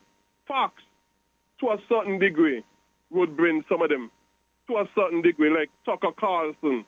Tucker Carlson, he brings a good amount of the truth that you're not seeing on the other news media. But if you even want more, but even Tucker Carlson, even he still kind of restricted, and you would have to go to what you call the alternative media to get a lot more in-depth news concerning what is really happening, the negative things, the bad things that has been happening since the lockdown, because the lockdown have results in a lot of deaths and that sort of stuff. The lockdown has also even, it is believed, added to the increase in COVID cases and that sort of stuff. And here come now the vaccine that is recorded, that excess death is being recorded since people has been taking the COVID vaccine. And what we in saying is need to know. The mortality rate, the all case, not just the mortality, but the all case mortality rate before the vaccines were rolled out and after the vaccines were rolled out. We need to know to see the all case mortality rate concerning those two comparisons. Now, on another issue, I would like to say that concerning the peace program and by extension, all the government programs, but more specifically zeroing in on the peace program, since it was spoken of before you went on the lunch break. The role of government is not to rehabilitate people or criminals. That's not the biblical role of government. That's not the God-given role of government. The God-given role of government, as we see in passages such as Romans chapter 13, is to approve of those that do good and punish those that do evil and collect the taxes to carry out such functions. And the Bible tells you what are supposed to be punished and what are not supposed to be punished, and those wrongs, those sins that are to be punished, the Bible also tells you not only what they all are, but also how they are to be punished. And the jail system is not it. So things like the peace program and that sort of stuff, it goes against the teachings of the Bible and therefore should never be in the first place and should be repented of. And because of that, they are wrong, they are sinful, and they are doing much more harm than any good. And not only that, there are things that we should repent of because they go against the Bible. You see, like I always say, we reject and we ignore the Bible to our own destruction, peril, and disaster and ruin. The only solutions to all of our problems, be it governmental, economical, political, social, criminal, you name it all, the only source to all the answers and solutions to all of our problems are all found in the Bible and nowhere else. But because we are ignoring the Bible and rejecting it, we are rejecting and ignoring the Bible to our own peril, destruction, and disaster. And you ain't see things getting worse and worse. Right now, even in the financial system worldwide, and which would include St. Kitts as well, and Nevis as well. Things are getting worse and worse. Banks are going under. And much more banks are predicted to be going under. The Silicon Valley Bank institution, that is just the beginning. And I think there was another one since. To show that this thing only getting worse and worse. So we are to expect a financial crisis, which is coming. I can't tell you when, but it might be sooner than later, maybe. But a terrible financial crisis is coming. Why? Because we are doing things contrary to the Bible. And I've been saying this over the many years, to the cussing and rejection of people. But the truth is the truth. And the truth always win out in the end, because the truth is of the Bible. And the Bible always win out in the end, no matter how much people go against it.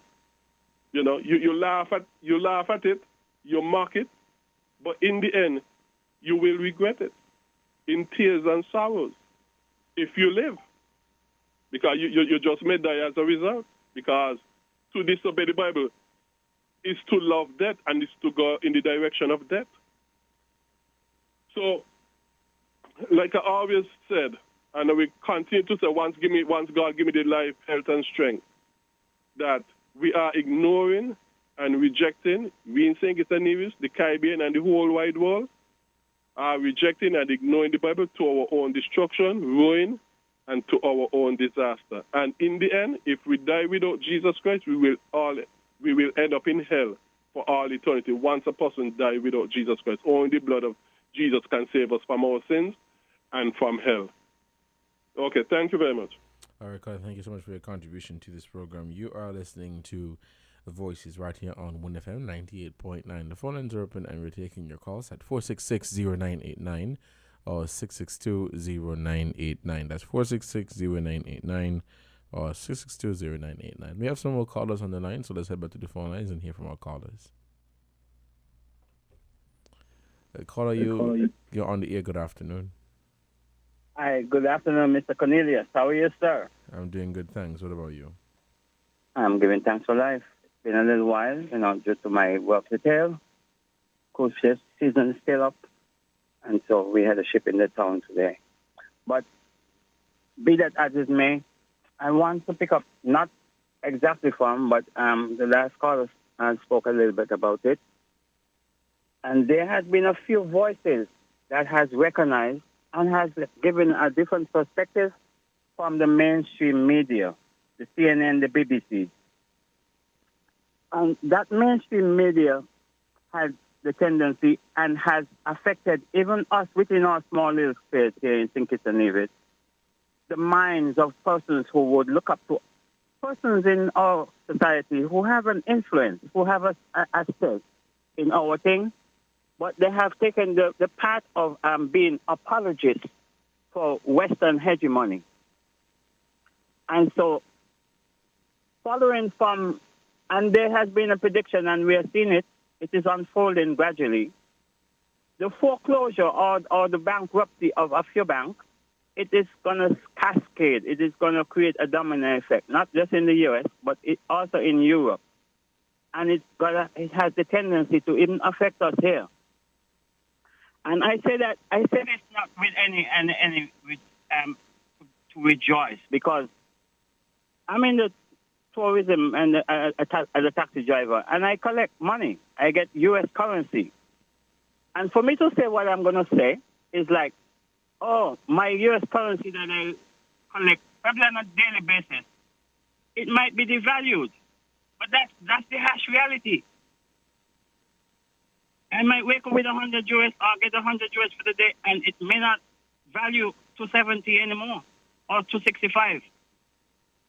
That is the harsh reality. And it is a bigger picture, Mr. Cornelius. Where I'm going here, we have said it, a few of us have said it, that there is almost like a global reset, monetary and otherwise. And it is happening gradually. As war, as escalation unfolds worldwide, we are seeing it. And we are we are not to be exempted in St. Kitts and Nevis, as small as we are, and we are in this part of the Caribbean, we would be affected by it. I have said, and there is like a new bank that is going to replace like the World Bank and the IMF. I think it is called the NDB. The acronym NDB stands for the New Development Bank. And it is spearheaded by the BRICS Plus. Let's say if Saudi Arabia becomes the plus to the BRICS, the plus to the 5, Russia, India, China, Brazil, and South Africa, if Saudi Arabia join that, that's going to be critical. Everybody's eyebrow is going to be raised because we know how the fiat dollar, the U.S. fiat dollar, is somewhat has a relationship with the oil production coming out of Saudi Arabia, which Saudi Arabia happens to be the largest oil or gas, maybe gas, oil, producing country in the world. And so one has to look with vigilance. And I am calling on my great Queen Mother, Mrs. Henry, to really start to stop being an apologist for Western hegemony and speak the truth. Or else you need to tune into other news media and get a balance in where you're coming across because people respect you. So we need to hear a balance from you, Mrs. Henry, my dear Queen Mother. Because you are an educator by gift. But you need not to be an apologist for Western hegemony anymore. And to educate our people, we are depending on you and others. But you have a lot of our respect, even including mine. So I say no more for now because we are looking and we are speaking. We are speaking the truth. Because the truth, the harsh reality. Can you imagine, Mr. Cornelius? The IMF is going to tell Zimbabwe, as tough as Zimbabwe had it in terms of wanting to be themselves, just be themselves. The IMF is going to tell Zimbabwe they must do away with their gold coins. When all the world over, all of the banks are buying gold left, right, and center, and the IMF with their audacity is going to tell Zimbabwe, do away with the gold coin. When Zimbabwe is trying to go in the right direction.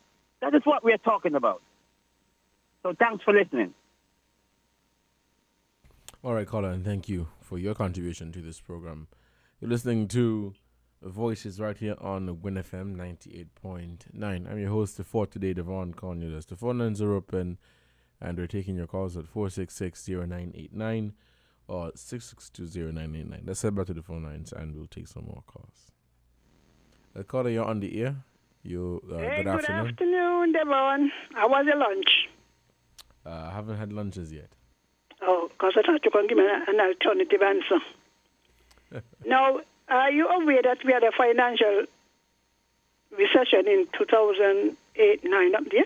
Yes. I don't think some people are aware of it, you know. And are you aware of the predictions? Many predictions, even the same brick. And by the time the world got back on balance, what happened? We have got to know what we're talking about. I may not say what people want to hear, but the Bible says, my people are things for lack of knowledge. And Psalm 1 said, blessed is the man that walketh not in the counsel of the ungodly. If I have information and knowledge, I am happy to share it. Conspiracy. Alternative facts. This is what we have nowadays, you know. Oh, they ain't got no truth. Alternative truth. Now, let me get to an item in the news about the cabinet meeting, or report, whichever one you call it. There was an item about the statistics office, or department it is, on the agenda. A number of surveys, the population and housing census had not been completed. because there are many of us, well, not including me really, who have refused to cooperate, and therefore there has been a lag. 2021 made 10 years, you know. Said, all right, we'll have it in 2022. People are deliberately, ignorantly refusing to participate without being to know that you can be charged. So when you refuse to cooperate, I don't want nobody to know my business and all of that. How do you expect the government to make sensible policies without information? How do you expect it? How do you know how many persons are below the poverty line? How would you know what kind of information facilities we need? The government may decide we're going to build a school only to discover that the population in that area is small. I mean, you know from Nevis, a number of schools have been amalgamated and some closed. And then we walk around and we make all kind of demands. We want this, we want that, we want the other. I am asking all of you who refuse, please cooperate. Somebody said this morning that democracy is bad, you know, maybe in some instances.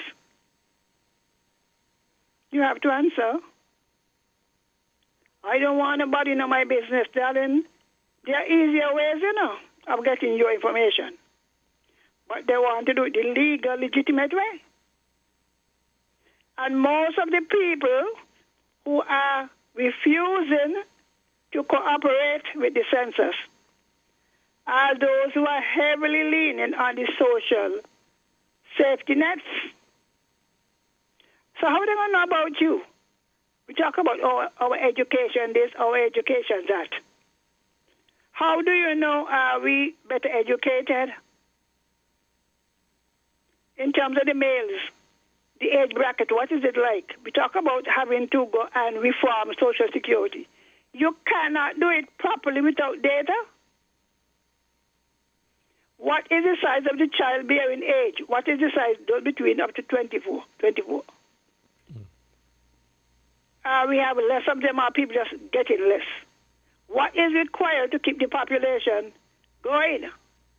I mean, it's sensible questions, you know. But yet a lot of us in our ignorance and our politics, because politics got us, and our groupings, we know all the alternative things, but we don't know the truth. Now, they said they wanted to do the agriculture census.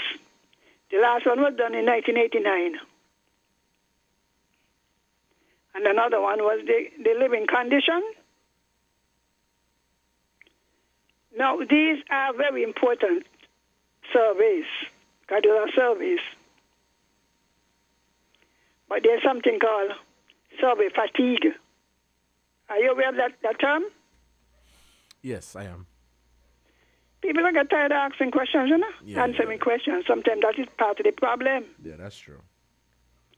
Too many surveys in a short time, people get fed up on answering questions. And the law has failed in that they have not made it mandatory that all surveys, whether by public or private sector, should be passed through the statistics department so that the proper timetable can be set up. Otherwise, we're wasting money. That census should have been out, at least by now. I mean, something, when I say Lord have mercy, you know what is needed also? I went to Jamaica to study, and I went to Grenada. And all of them have what is called field workers. These people are permanent on the staff. And so they're able to go out and do census and surveys at any time. Some Jamaica have all kind of labor force, unemployment, you know. They could make quarterly estimates of the GDP. But when we don't have in St. Kitts and Nevis a number of persons whose job it is to carry out the surveys, not manage it, do the field work, go out and ask the questions. You got to log in. Some people start and they get tired and they drop out. We're not taking this thing seriously, you know. And Dr. Clark, while it is commendable that we want these things done, we have to be careful that we don't create survey fatigue. Otherwise, we'll end up in the same way. And I'm calling upon all those again. All of you have refused to answer. The supervisors of the enumerators, it is their job, because some of them don't do their job.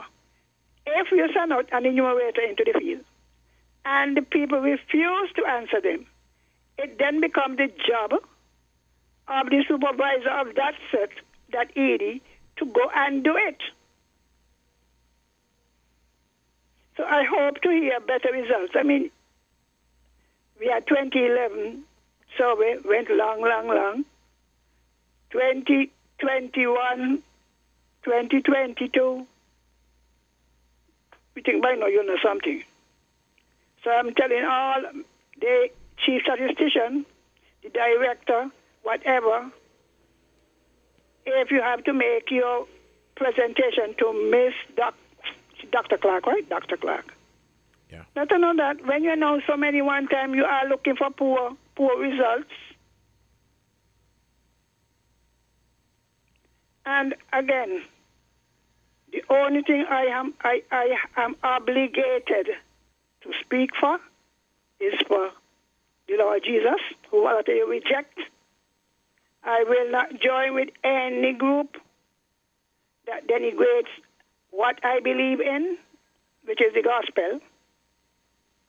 So apologies, the only apologies I have is for the gospel of Jesus Christ. Too many conspiracies here is, and people going, you see, I don't know about surveys, you know. When even in college you will learn that.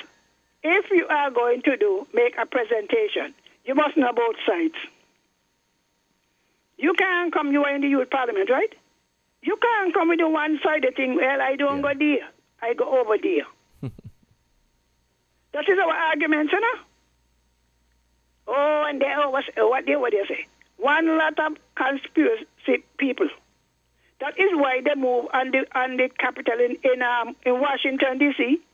A lot of them were deceived.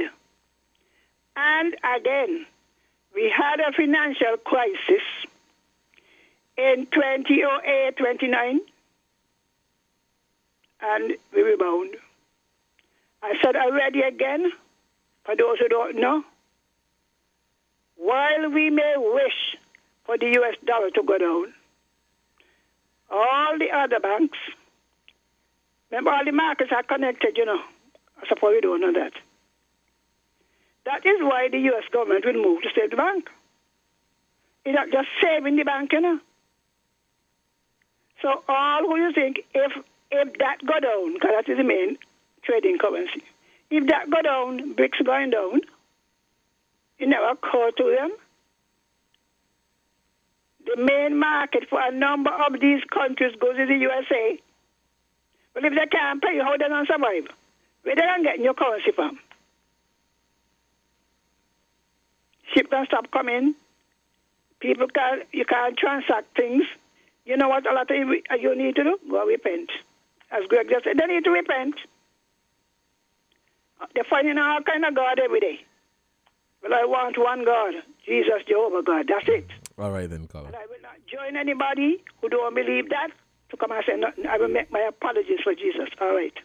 All right, Colin. Thank you so much for your contribution to this program. You're listening to Voices right here on Win FM 98.9. Let's take this short break to give a shout out to our sponsors. And when we come back, we'll continue the conversation right here on 98.9. The phone lines are open and the numbers to call are 466-0989 or 662-0989. Let's take this break and we'll be right back. WINN is 98.9. 98.9 is Win FM. Now when your game log on. The Development Bank of St. Kitts and Nevis is now online, providing simple and convenient services to pay your loan anywhere at any time. It begins with you logging on to our website, www.skndb.com. Click the online payment option, select Request Access, input your personal information, and submit payment. Easy peasy, lemon squeezy. Yes, we've made it easier for you to pay your loan anytime, anywhere. The Development Bank of St. Kitts and Nevis, making a sustained positive difference in your life. Supermarket shoppers understand that convenience matters. At Hortsport's Value Mart IGA, we know that price matters most. Ample parking and the widest variety matter. At Hortsport's Value Mart IGA, we know that price matters most. Clean, spacious aisles and the highest level of customer service all matter. At Hortsport's Value Mart IGA, price matters most. We've renewed our commitment to guarantee the lowest prices in the Federation. Why? Because we understand that in this tough economic environment, price matters most. Shop smart. Shop Value Mart, where price matters most. Farms Estate Nevis and Wellington Road, St. Kitts. Price matters most.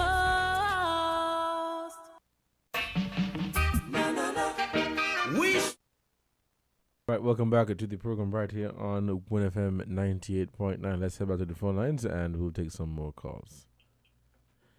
Caller, you are on the air. Good afternoon. Yeah, good afternoon, everyone. Yeah, let me heal up three brothers, there, man. Ras Aya, Jamdong, and Nabu. Let me go back here with this monkey thing. You see that one? Now, knowledge increases every day. And there are a lot of science about a lot of things. Over 30 years, I witnessed this for myself in St. Thomas, where I lived. Man standing on the ground with a remote control in his hand. And he has a toy plane. And the remote control that plane to run off on the ground and rise in the air, stay up there for a while, and when he's ready, he bring it back down with his remote. No wires attached.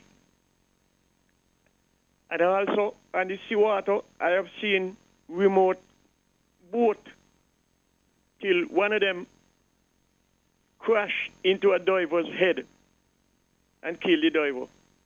So I'm saying that to say this. Since man have so much knowledge about certain things, I think they could use a remote control with certain device that can only kill the monkey and it cannot harm human. And just remote those monkey and kill about 7 at a blow. That could be done since they can't get a mountain, they wouldn't get a mountain ranger with a long gun to go around and kill. And if a ranger had to shoot one monkey each day, every day, one monkey for a whole year, you know how many of that they're gone? So that is my little thing. I ain't gonna stay long on your program because other people out there want to come in and I have consideration. So Devon, you have a good day, have a good weekend if you ain't coming tomorrow. All right, caller, and thank you so much for your contribution to this program. This is Voices on WINNFM 98.9 for Friday, March 17, 2023. I'm your host for today, Devon Cornelius. The phone lines are open and we are welcoming your calls at 466-0989 or 662-0989. We have some more callers on the line, so let's head back to the phone lines. Caller, good afternoon. You're on the air. Good afternoon, Devon. Devon, I want to say something. This is Jordan here. I want to say something to back up the caller just after the 1 o'clock hour, the lady. Devon, let us look at what's been happening by public figures globally. We have had Prince William say things like, when the war broke out with Russia and Ukraine, Prince William was taken to task in the UK because he said, you don't expect war to be in Europe. You expect war to be in poor countries like Africa. Prince William also further went on to say that the population of the continent of Africa as it is presently, would be in danger to the wildlife. These are the words of Prince William. What I'm saying here, Devon, we are in a war by the principalities who are controlling the system. And who are these principalities, Devon? I leave that for you to answer for yourself. Because those people who are running the system, they've been studying us from our DNA from day one. They know we have something that they don't have. You see this thing about COVID that came out in 2019? That was in the making because 400 years of slavery has expired, and all Africans in the diaspora globally, that was their opportunity to return, whosoever chose to go back to their homeland. And they shut down the planet. Presidents in Europe have met with the youth of Africa, asking them, specifically President Macron, met with different youths of the continent of Africa because they want to know what the youths are saying because the youths are rising up. All of the African presidents are like puppets.